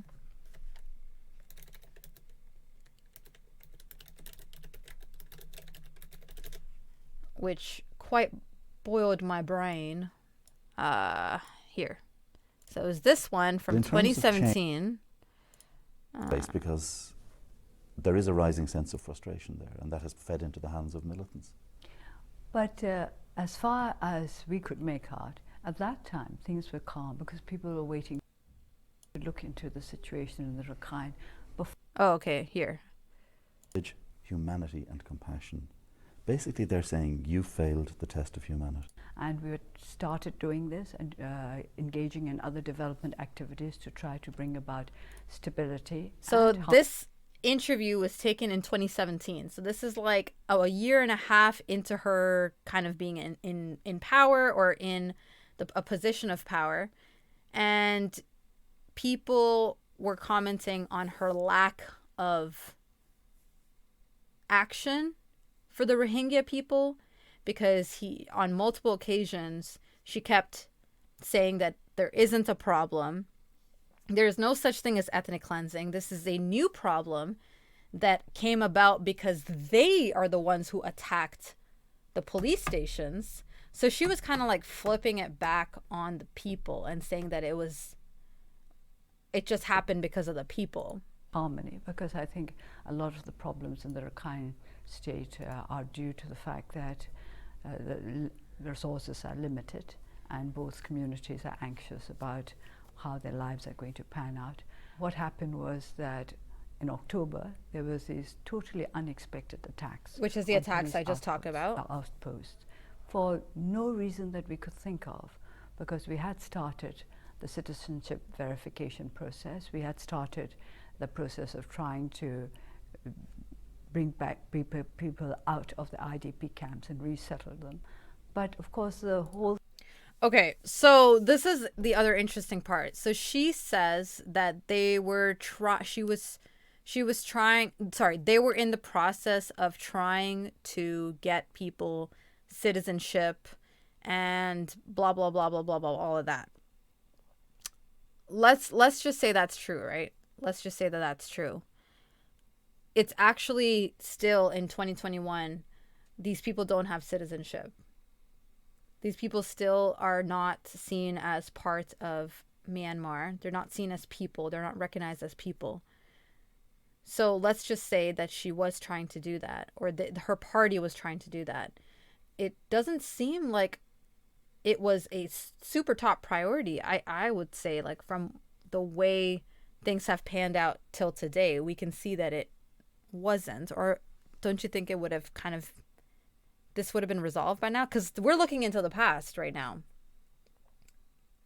And it still hasn't been fixed. Everything went awry because these attacks took place. And we have no idea why these attacks took place, but a lot of people prefer to ignore the fact that these had happened at all. Why? I've been there myself on the ground on a number of occasions and interviewed people, and I would say I'm someone who recognises ethnic hatred and ethnic cleansing when I see it, after Rwanda, after the Balkans. And maybe those attacks took place because there is a rising sense of frustration there, and that has fed into the hands of militants. But as far as we could make out, at that time things were calm because people were waiting to see how we were going to go on with our development plans and with the nationality verification plans. But I just wondered whether those attacks were calculated to put a stop to this process. Wouldn't the wisest thing to do to clear up all of this would be to allow an international fact-finding commission in, to allow international agencies in? Well, we invited Dr. Kofi Annan's commission to look into the situation in the Rakhine before anything had happened. It was not because the United Nations asked for this. It was not because any other body insisted that we should have a fact-finding mission. We invited Dr. Kofi Annan to form this commission to look into the problems in the Rakhine, to help us to find long-term solutions. We would very much like him to come back to see how we are getting on with the implementation of his recommendations. Would you be happy, would you appeal to those tens of thousands who have fled the country into refugee camps in Bangladesh to come back, and would you tell them that they'll be safe if they do? If they come back, they'll be safe. It's up for them to decide. Some have been coming back, and we've been trying to find out why they fled, and they said it was because of the fighting. They didn't want to stay in an area where there was fighting going on. But you will welcome them back? We welcome them. It's not a matter of we will welcome them back. They have been coming back, and those who have come back have been welcomed. Do you ever worry that you will be remembered as the champion of human rights, the Nobel laureate, who failed to stand up to ethnic cleansing in her own country? No, because I don't think there's ethnic cleansing going on. I think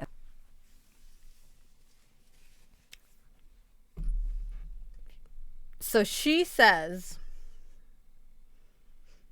that she doesn't think ethnic cleansing is going on when the Rohingya people are being wiped from Myanmar. And it's clearly targeted attacks on Rohingya people. And in the Constitution, they're not seen as humans, and they're not seen as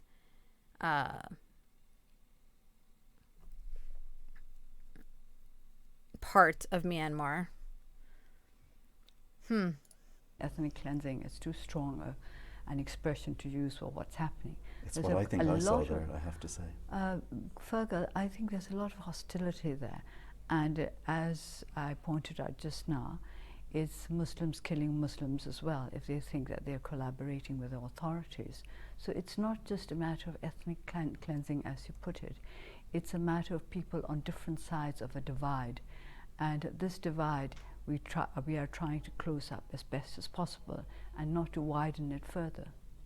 Do you think that people in the West misjudged you or mischaracterized you? That's the main thing that I wanted to bring up, is that she, this leader of that party, has on multiple occasions in 2017 mentioned that she does not think ethnic cleansing is taking place, even though, as our loose definition says, rendering an area ethnically homogeneous by using force or intimidation to remove persons of given groups from the area. A purposeful policy designed by one ethnic or religious group to remove by violent or terror-inspiring means the civilian population of another ethnic or religious group from certain geographic areas. They want Myanmar to be rid of Rohingya people. So the one religious group or ethnic group, which is the Rohingya people, they want them removed, and they're removing them by violent tactics of burning their villages, sexually assaulting them, beheading them, all of these killing them, which is terror-inspiring means and violent, by another group. So I don't understand what she's saying, and it just kind of makes me angry. So that's that. That's what happened in 2017.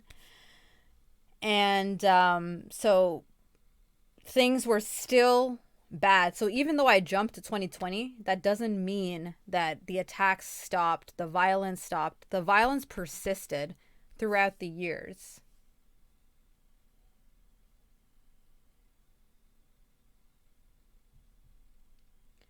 It looks confusing, but not getting to the point that they are doing things like that. Sorry, could you elaborate on that, Mike? So this brings us to pretty much present day, or leading up to present day. In November 2020, there was another set of elections that took place. It was a parliamentary elections, and Suu Kyi's party won again with like a landslide. But the army claimed that there was a widespread voter fraud, and therefore that nullified the election. It invalidated all the results. So the fact that the military can just up and say that, that's scary. That, to me, that shows that it doesn't actually matter who is in power, because the military can just come in and invalidate election results. And then they claimed that, they warned everyone. They were like, if you guys don't do something about it, like, we're going to do something. We're going to take action if nothing about that is done. Well, they're denying about the ethnic cleansing, that the definition is right in front of them. Yes, exactly. Exactly, Mike. Exactly. Which brings us to last month. Just last month, end of last month, literally 3 weeks ago. So 3 weeks ago, towards the end of January, okay?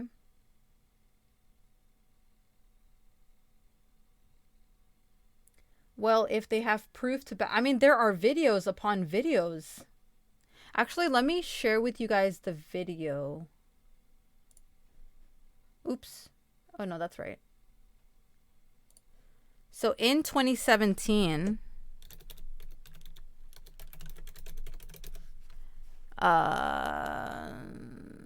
is it this one? Yeah, it's this one. So this video is what I couldn't show you guys on stream. Actually, let's watch this. This is from 2020. This is actually just from last year. This is just from last year. So there were election fraud. Oh, sorry. I'm talking about the proof of the violence. But the proof of the voter fraud, as far as I know, there is no proof. So what I'm going to do is I'm going to show you the parts of the video that are informative that do not have the graphic content. So if I remember correctly, I just want you guys to see the beginning.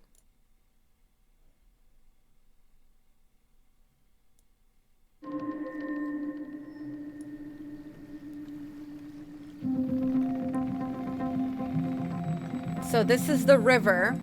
This is the river that I was talking about earlier, where I said that people from Myanmar are fleeing, were fleeing to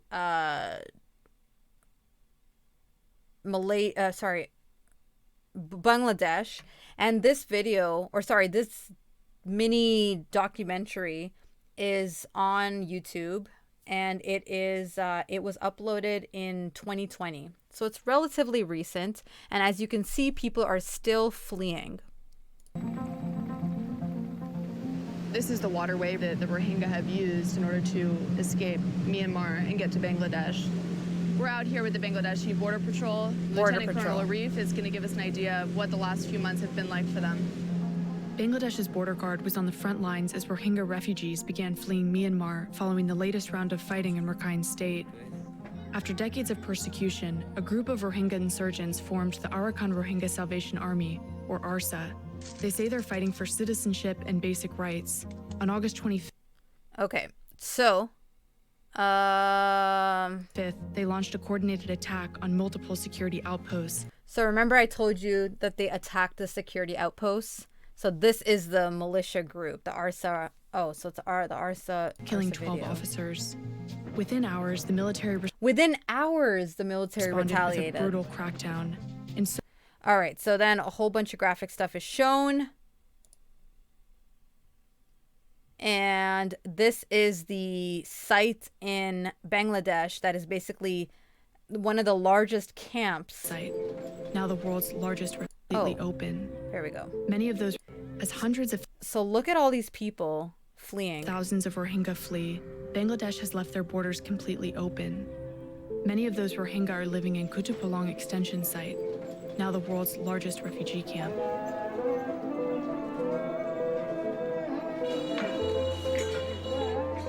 This was one of the most densely populated places in the world, and just in the last few months, more than 650,000 Rohingya refugees have landed here. The Rohingya have lived in Myanmar for centuries, but they're not officially recognized as one of the country's 135 ethnic groups. The government denies them citizenship and claims they're illegal immigrants that have crossed over from Bangladesh, making them essentially a stateless people. Assalamu alaikum. Ara Rohingya Zati. Ara Hokkan. Ara Duniyatun Sai. Nearly everybody we spoke to had photos Okay, so I can't show you all of this because they show a whole bunch of graphic videos that they have taken of people being burned, of people being beheaded, of just like bodies upon bodies, and it's like really gruesome stuff. But I would highly recommend that if you kind of want to have a overview of the situation, that's the video. And I'm wondering, oh, there we go. We can start here. Wait a minute.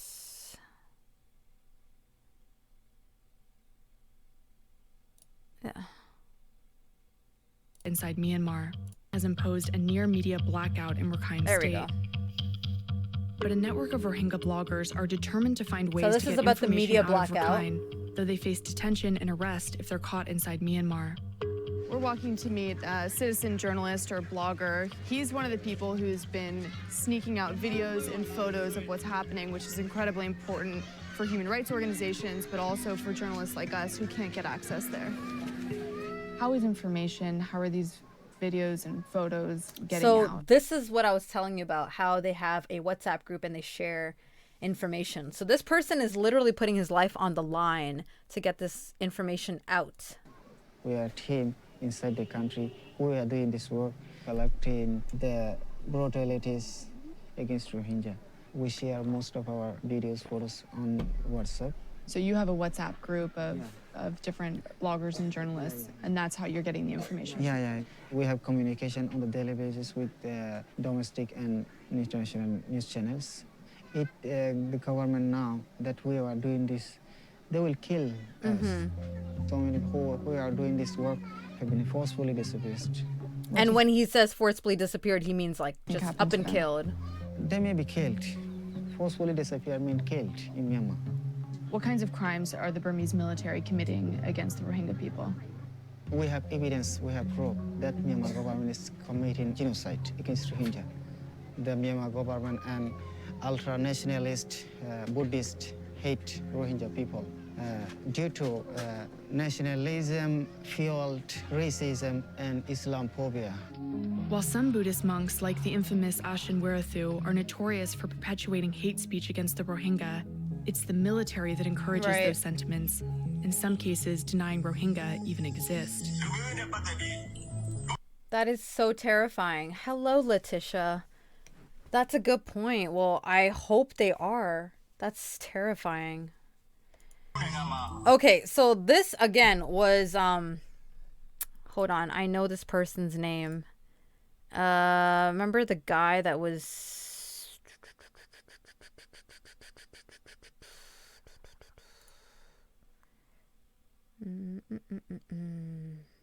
Oh, I didn't write his name. Whoops. It was this guy, the general, I think.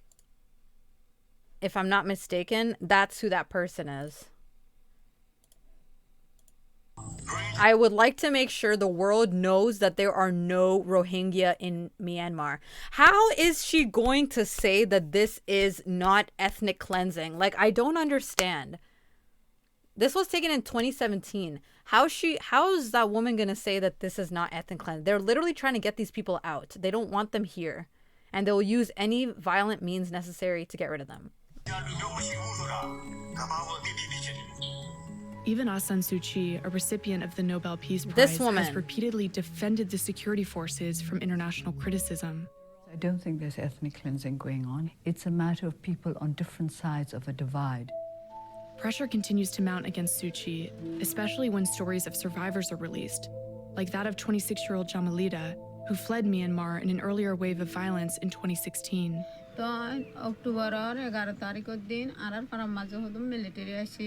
Okay, so October 2016.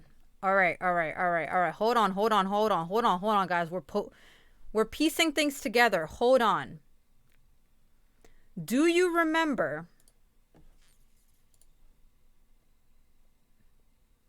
We're piecing stuff together. Hold on.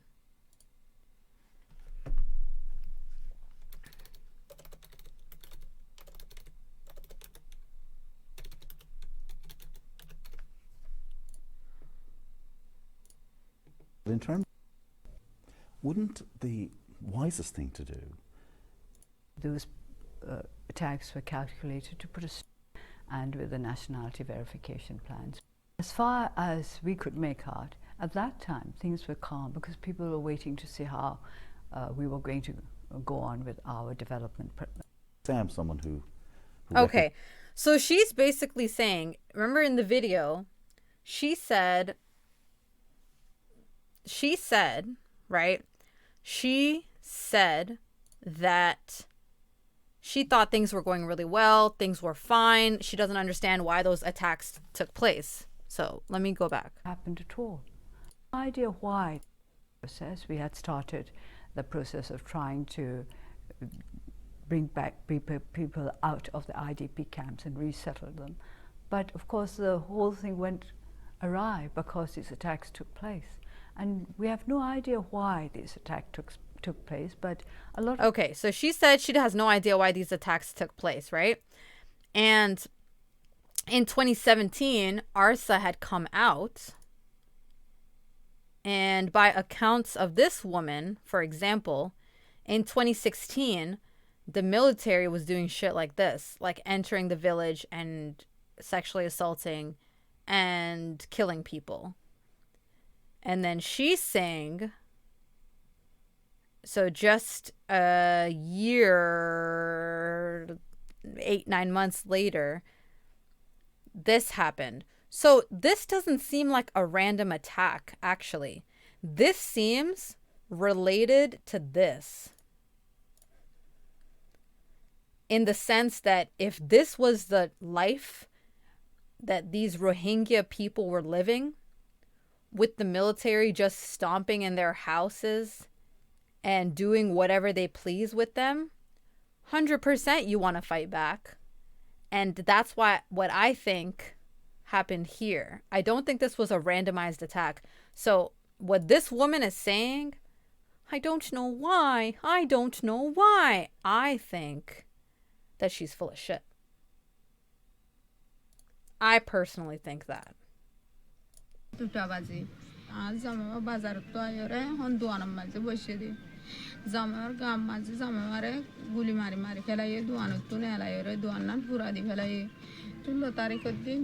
classic politician, right? So then she said they came back, they gathered us all in a yard. And then they selected 30 women, and I think they took like 3 guards. So she was one of them, unfortunately, that were selected. They sexually assaulted her, and then they hit her. Jamalita tried to come forward with her story in Myanmar.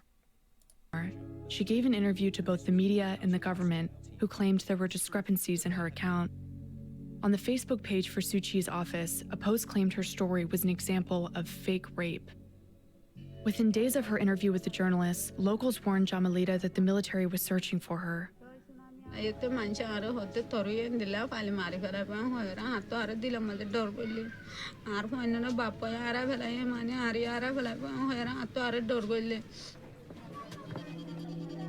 As hundreds of thousands of Rohingya... So, I can't remember what... Yeah. I don't know, Mike. Apparently, they don't want the truth to get out, in my opinion. And which is why they started saying that her story... Okay, and... Yes, exactly. And let's just say that she was falsely accusing these people. As you said, she's a nobody. She's some girl in a village. So why would they be out to kill her? If she's a nobody, right? Why would they care if she's alive? That's like when a crazy person talks and people are just like, they're crazy, don't listen to them. Unless they're onto something and then they try to shut them up. I think she was actually onto something, and that's why they were threatening her and saying that we're coming out to get you and this and this. I don't understand how she can be a threat if she is technically lying. And then the video goes on to show you what is happening in Bangladesh. So after the people cross the border and they get into Bangladesh, they are put in these type of in Myanmar. They're now met with resistance camps. In Bangladesh. Local authorities are cutting off all Rohingya access to the rest of the country, essentially trapping them in the camps. So what the Bangladeshi government is basically saying is that you can come into Bangladesh, but you can't go... Sorry, you can come into the border, but you can't go into Bangladesh. So basically, they're coming from Myanmar. They're getting at the border, and there's these camps there. And then here is the rest of Bangladesh. So they're being restricted to this in-between area. And they're not, like, being allowed to go into Bangladesh. So they're not really living. You know what I'm saying? They're living in a transit area. All these Bangladeshi police officers down here are pulling over these tuk-tuks. They're trying to make sure that Rohingya don't leave the camps and go into Cox's Bazar. Who are these people? Rohingya. And so where are you sending them?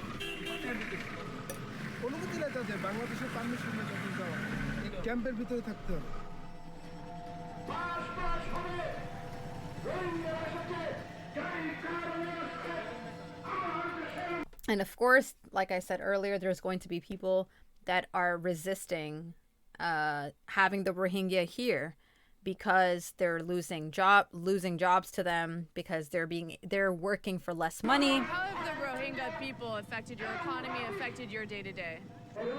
মানে আমাদের মানে নিত্য প্রয়োজনীয় যে দাম দ্বিগুণ হারে মানে কি চুরি ডাকাতি রাহাজানি বেড়ে যাচ্ছে যার ফলে মানে জনগণের ভোগান্তি বেশি The Rohingya now outnumber the locals here, and Bangladeshi community leaders are increasingly frustrated by the impact this has had on their economy. 50,000 লোক যদি 8 লক্ষ লোকের ভাগ 8 লক্ষ লোক যদি আমরা 50,000 জনগণের উপরে পড়ে, Which, I won't lie, this point I understand.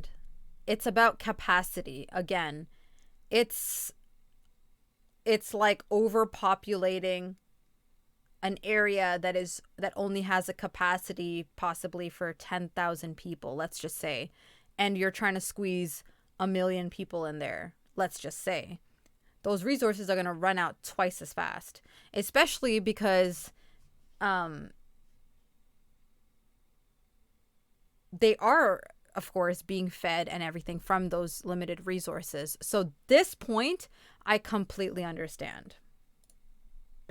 আপনাদেরকে ব্যাখ্যা করা প্রয়োজন আছে বলে আমি মনে করি না। একটা রোহিঙ্গা কাজ করতেছে 200 টাকা বা 250 টাকা, তখন আমার কাজ করার ইয়ে হচ্ছে যে 500 টাকা, কিন্তু আমি কাজ করার মতো শ্রমজীবী কোনো কাজে আমি পাচ্ছি না। তাদের খরচ নাই, তারা যদি 100 টাকা পায় তাও তারা তাদের সাফিসিয়েন্ট, রোহিঙ্গাদেরকে তো অবশ্যই ফেরত দিতে হবে। This part is While what these is anti-Rohingya creepy. sentiments intensify, the Bangladeshi government is registering the Rohingya, which could lead to what they all fear: being sent back to the country where they've been hunted by the military and still have no citizenship or basic rights. So in this camp, what they're doing is they are registering each and every person that is coming into the camp, getting their information. And what the Rohingya people are afraid of is that that information is going to then be shared with the Rohingya government. And what's really sad and scary is that they were like, I would rather you just kill us here. Just don't send us back. Like, I would rather you just kill us here, because we know if we're going to go back, like 10 times worse things are going to happen to us, especially, I guess, knowing that they fled and are coming back. They're going to be met with 1,000 times more hostility and violence. And it made me so sad hearing that. And you'll see what this reporter This says. center right here is being run by the Bangladeshi military. All the signs in front are asking all Rohingya to come in, give their personal information and all their biometrics in order to receive aid. The concern, though, is that that information is actually being used to register and repatriate families back to Myanmar.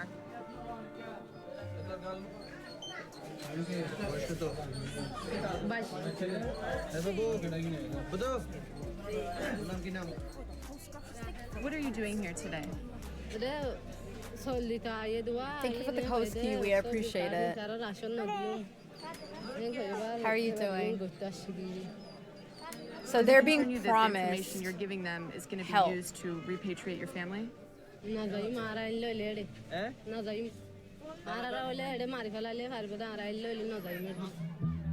Government officials running the registration center denied our request for an official interview, but confirmed what we suspected.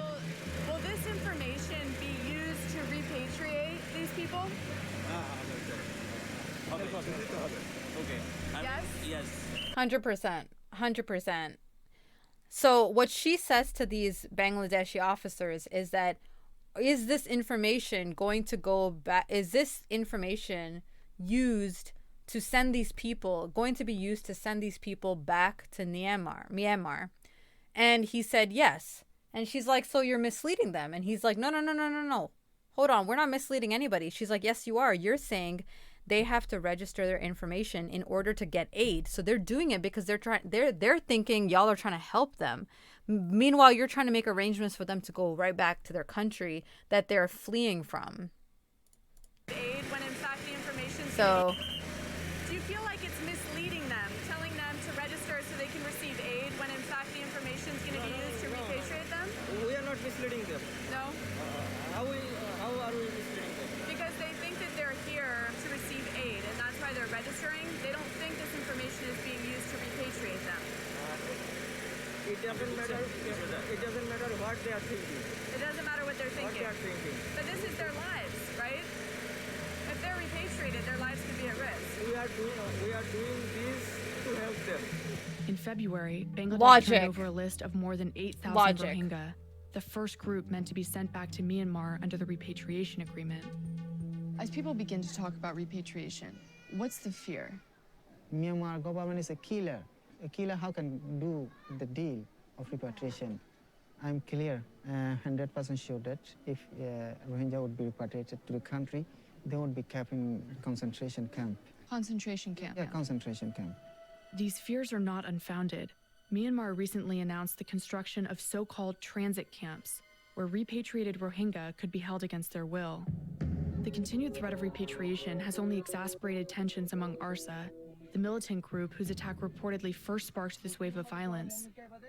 This 20-year-old soldier says he joined ARSA after he was tortured by the military, and he was there on the night of August 25th. the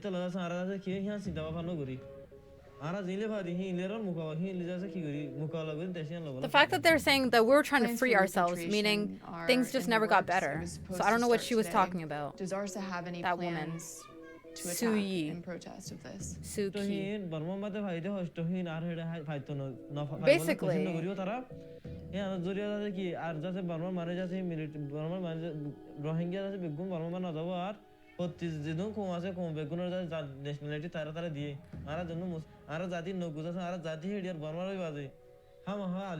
That's the thing. They are indigenous people of Myanmar, and they're not even given citizenship for Myanmar or accepted as people.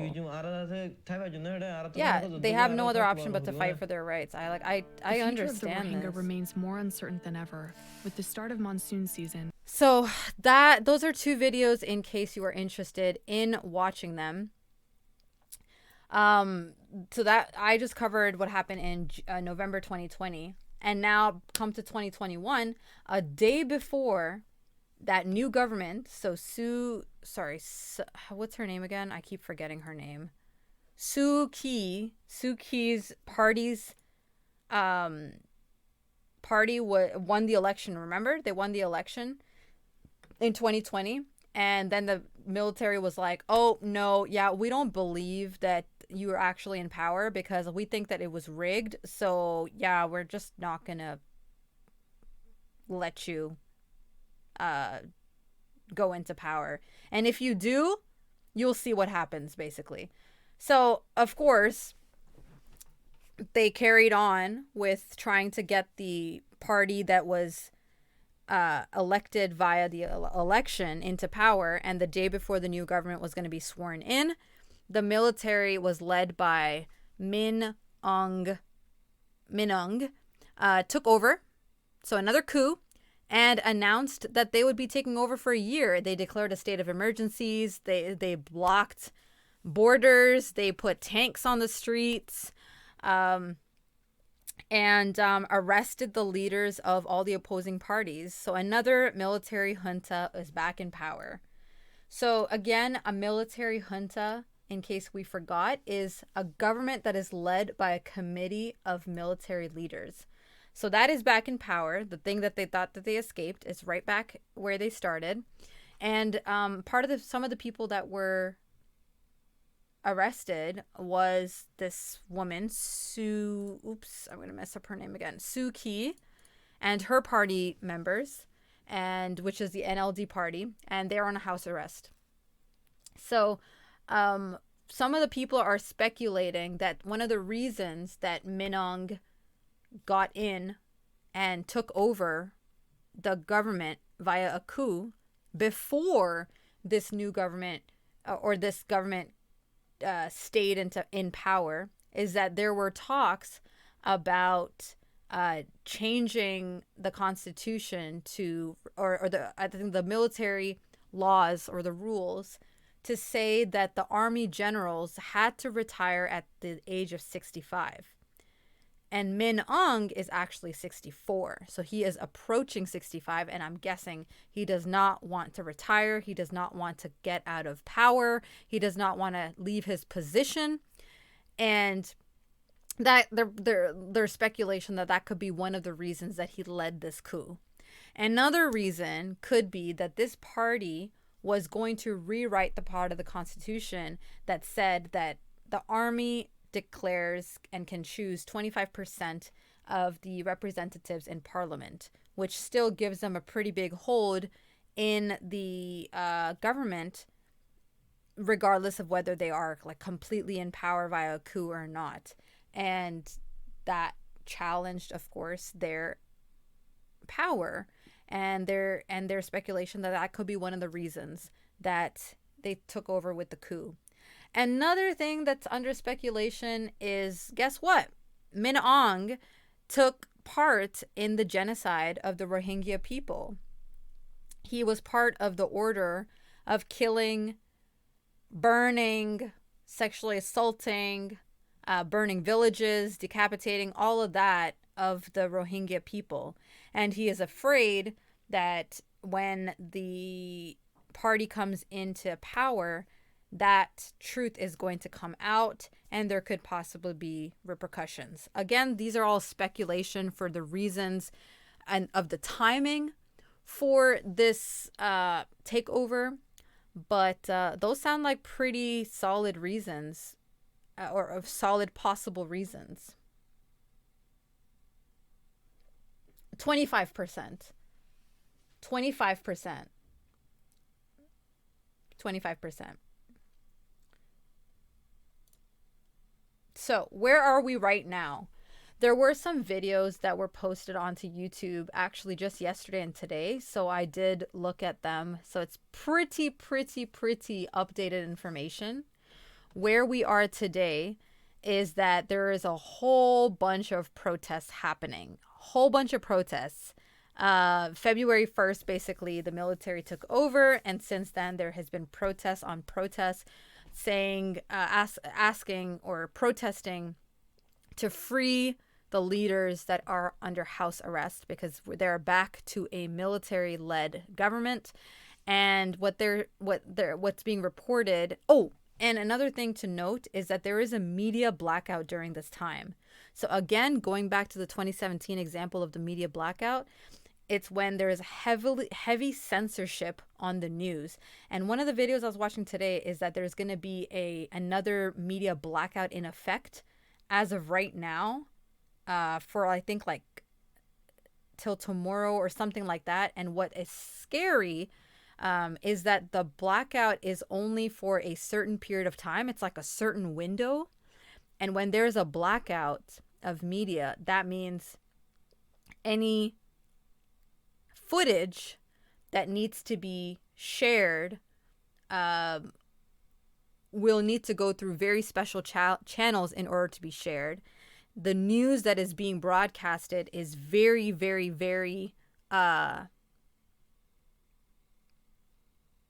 selective. It is not the whole truth or the truth. So information is heavily filtered.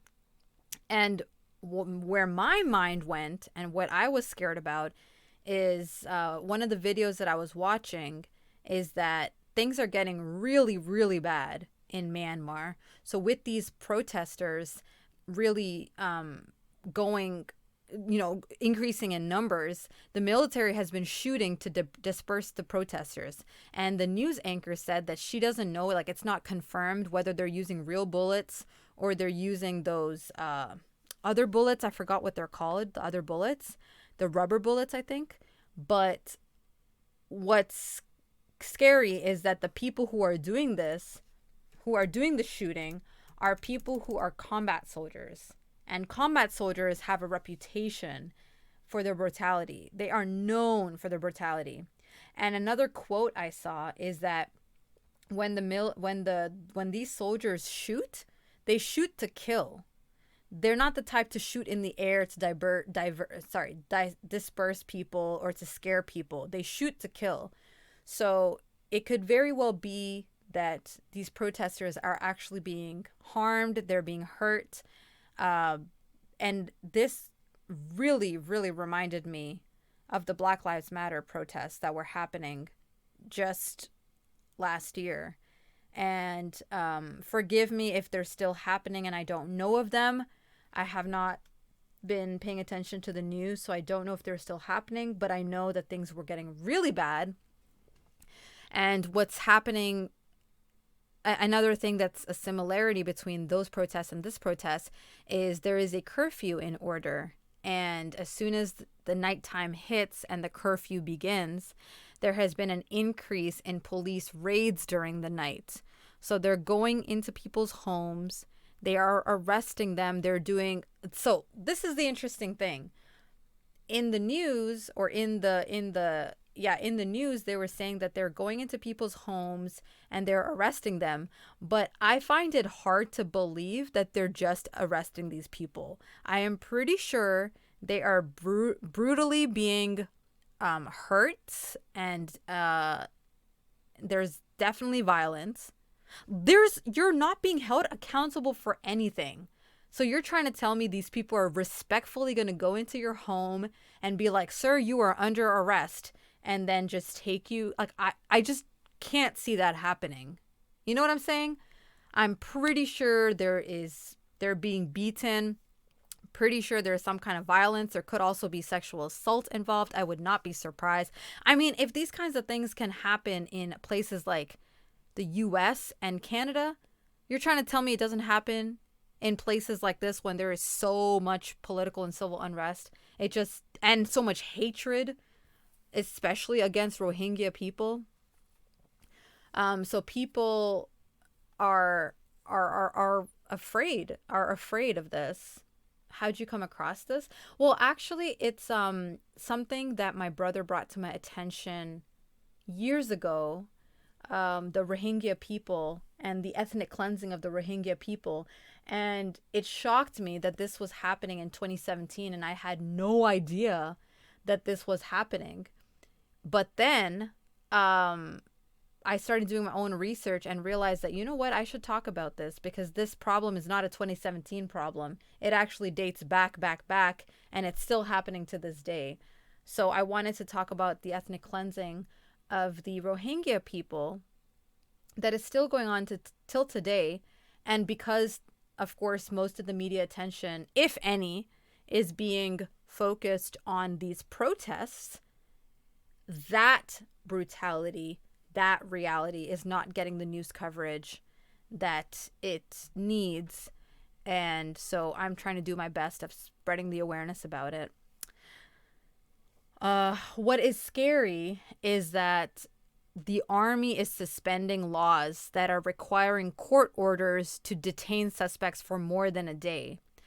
And what the numbers are showing from whatever the people are able to calculate is that about 400 people have been detained since February 1st.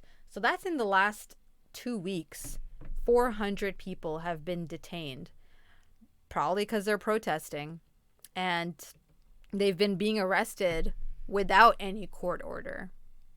So that pretty much brings me to the end of this topic.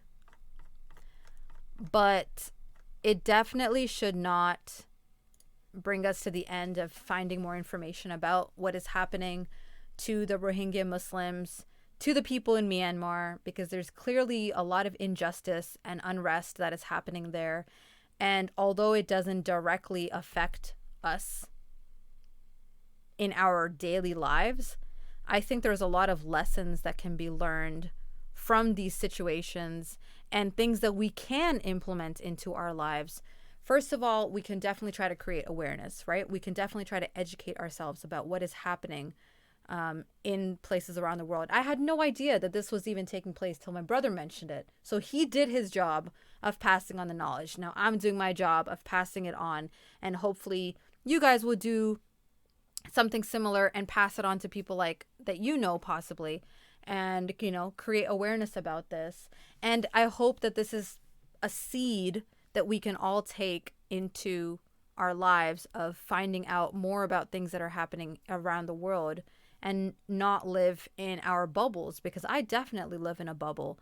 I don't watch the news. I don't know a lot about what's happening in the world, and I'm going to try my best to try to be better at that, because it was so rewarding learning about this, because now I feel like I know so much more about Myanmar than I did just a few days ago. Thank you all for being part of this talk. I really appreciate it. It's so small and they control their media so we don't hear about it. Exactly, which is why these channels are so important, of us kind of talking to each other and getting the news out there and getting the conversation out there, because I can get overwhelmed and just close a video, right? You guys have no idea how difficult this research was for me, because I was getting so frustrated and sad seeing these videos, seeing what's happening to people, seeing the living conditions, seeing the social conditions that these people are living in. And it was like affecting me. It was making me so sad and like making me disgusted for the people that are doing these atrocities, right? And I can feel that way and just close a video. Or I can just be like, nah, I don't want to talk about this. But people are living this daily. They are afraid for their safety. These people that are going out to protest are afraid that if they go to bed at night or as soon as they get home, the military could just bust open their door, do anything they want to them, and then put them in jail. And that's that. And good luck someone coming to bail you out, save you. I don't even know what their policies are over there. I don't even think anyone can come and bail you out. I think you just rot in prison, basically. And the news was saying that this whole unrest and this whole coup does not show any signs of ending anytime soon. So those people who are in jail, they're just going to stay in jail. And guess what? This is a time of freaking COVID as well. Let's not forget that. So all these protests and all these jails, if they don't die from starvation or whatever is being done to them in those jails, it might be COVID. Like, it just stresses me out thinking about this, but this is a reality. This is like something that's happening today in this day and age, and it's sad. You're Canadian. You should do one on how the... Oh, I will. Don't worry, boo-boo. It's actually on my list.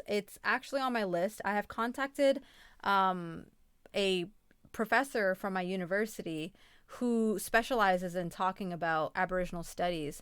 And I'm in touch with a couple of other people, I'm in the process of being in touch with a couple other people that are Native American themselves.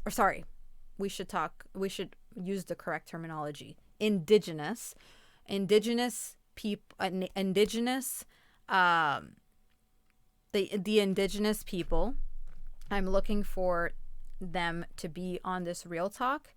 So I don't want to rush that conversation, and I want to hear it from the people themselves. So yes, that is a topic coming up in the near future on Real Talk. That's how I knew about this. The personal trainer. I saw that. The personal trainer was just like doing her thing, and then in the back you see like tanks and trucks busting in. It's crazy.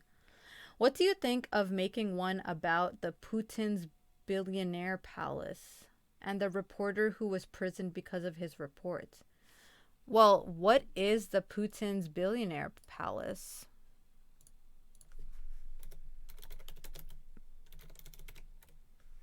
Billionaire mansion.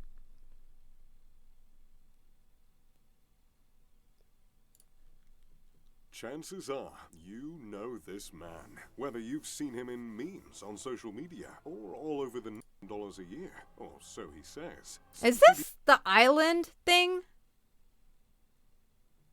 became president of the Russian Federation. Is this the island one where Trump and stuff was? The claims that he makes only $112,000 a year have been further brought into question as Putin's jets, houses, planes, and jewelry have crept out of the shadows. He's been spotted wearing at least 700. Are plenty of costs on top of owning extravagant planes and yachts. But the biggest mystery of all, and what many consider to be the key to unlocking the truth about Putin's wealth, is a $1 billion mansion that was built in secret off the coast of a resort town in the Black Sea. The billion-dollar mansion is one of the most expensive homes ever built, and many speculate that it was built with improperly diverted government funds. Naturally, Putin denies any connection to the mansion, but he's also denied a connection to 8 other homes.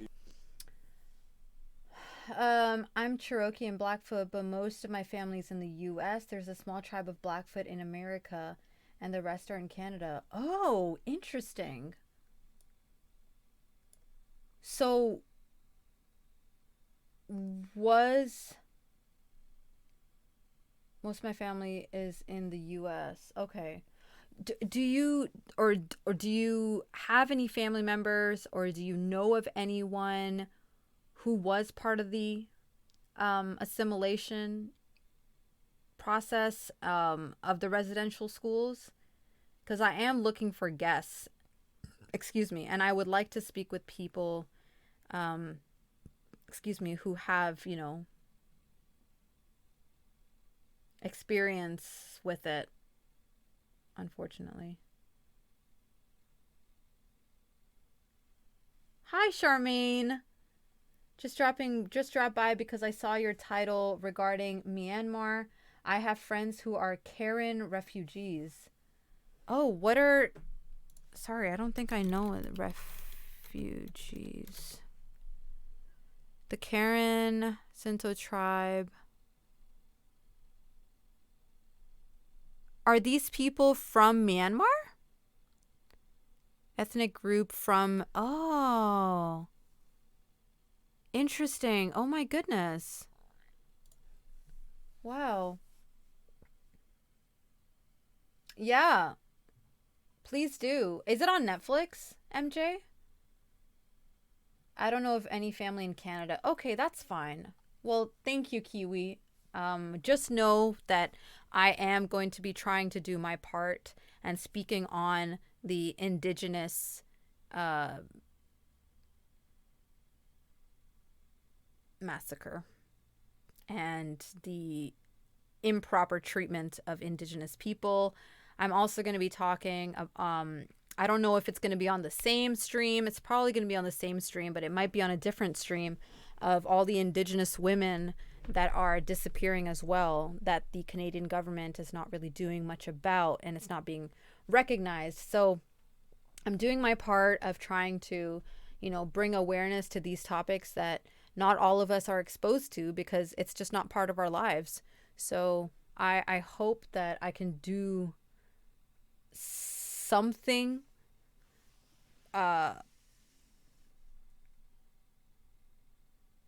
I hope I can make some kind of difference in creating awareness about these kinds of issues.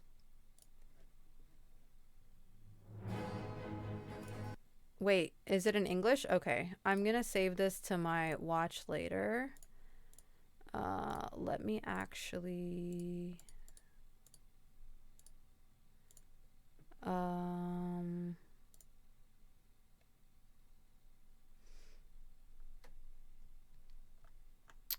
put it in here.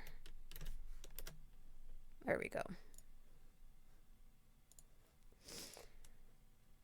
All right, thank you. The odd thing here in Canada is that the major cities here in BC did not go to residential schools, but the schools were still in operation. Oh God, which came to me as a shock when I learned this. Yeah.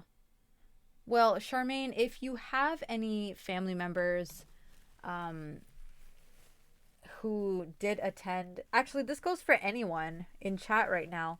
If you do have anyone in your family that did you know, attend residential schools, please do contact me. I would really appreciate an opportunity, if it's not too traumatic to recount those memories, to speak with someone about that. We're still running for centuries. It's horrible. Most of the schools were in the northern or interior, more remote areas. Crazy. I'm gonna check this video out. I don't know, again, if I will be doing a real talk on it, but I'll definitely check it out to see what that's happening. I'll be completely honest with you guys. I don't quite completely know who Putin is. I know he has something to do with Russia, but I don't know who he is. He's a Russian president. Okay, good to know now. Now I know. And I don't care if that makes me sound stupid, because guess what? I'm not gonna lie to you guys and be like, I know all of these important names or names that are thrown around all the time. I don't know who Putin is, and now I do. So that is that. Well, oops, did I close it? Oh, there it is. Thank you. Oh, gotcha. Understood. Well, thank you guys so much for choosing to spend your evening with me. I really appreciate it. It has been a very good talk. I'm very glad that I did it. I won't lie, I was really afraid because I rarely do this alone. Usually my real talks are with 2-3 other guests, and usually it's about like life and just growing and learning and relationships and family. And it felt a little scary doing this on my own, and I was so worried that I wouldn't have all the information and the facts right and the dates right and this, but I'm just glad I did it. I hope I did a decent job at it, and thank you all for being here and for being so engaging and just chilling with me. I appreciate it. Thank you, Brandon. Thank you. Thank you, Letitia. I don't have any family who attended those schools, but my best friend was Hadaigu. We were friends in 1960s, but we went to a school that was not residential. I'm not fully indigenous, only 1/4. Oh, okay. Interesting. Okay, well, maybe I'll do some more research into the subject, and I will see what kind of specific subtopics to focus on. The Myanmar leader has been in power since the 1950s and put his rival in house arrest for over 20 years. Yes. Yeah, we just talked about that. All right, guys, I am going to head off. I might be back in like 20 minutes. But if I am not back, I hope you all have a damn scrumptious night. We are going to spread this good lovin' over to a friend, a scrumptious friend. Let's see who is live right now.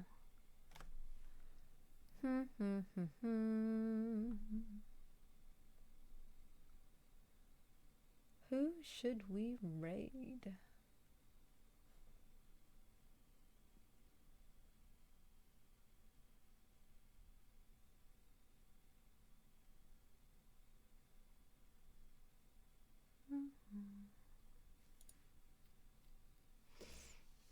Ooh, please tell me I can raid her.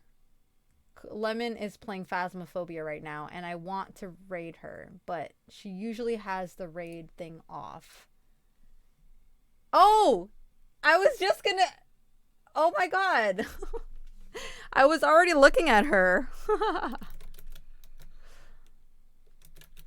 We all think the same. Please tell me I can raid her. Oh, I can raid her! Awesome. Awesome. All right, guys, we are going to spread this good lovin' over to Lemon.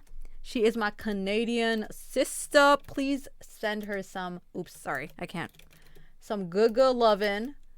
And please copy the commands so that you can say hello to her. And as always, I am wishing your heart and your mind and your soul and your spirit and your body peace and happiness. Please choose to be kind to yourself and to others. Stay safe, stay scrumptious, and God willing, I will see you all soon. So again, I might be back in a bit. I just gotta eat. I haven't eaten all day and your girl is hungry. So maybe I'll see you guys in half an hour. If not, I hope you all have a great night. Take care, and Raven, good night.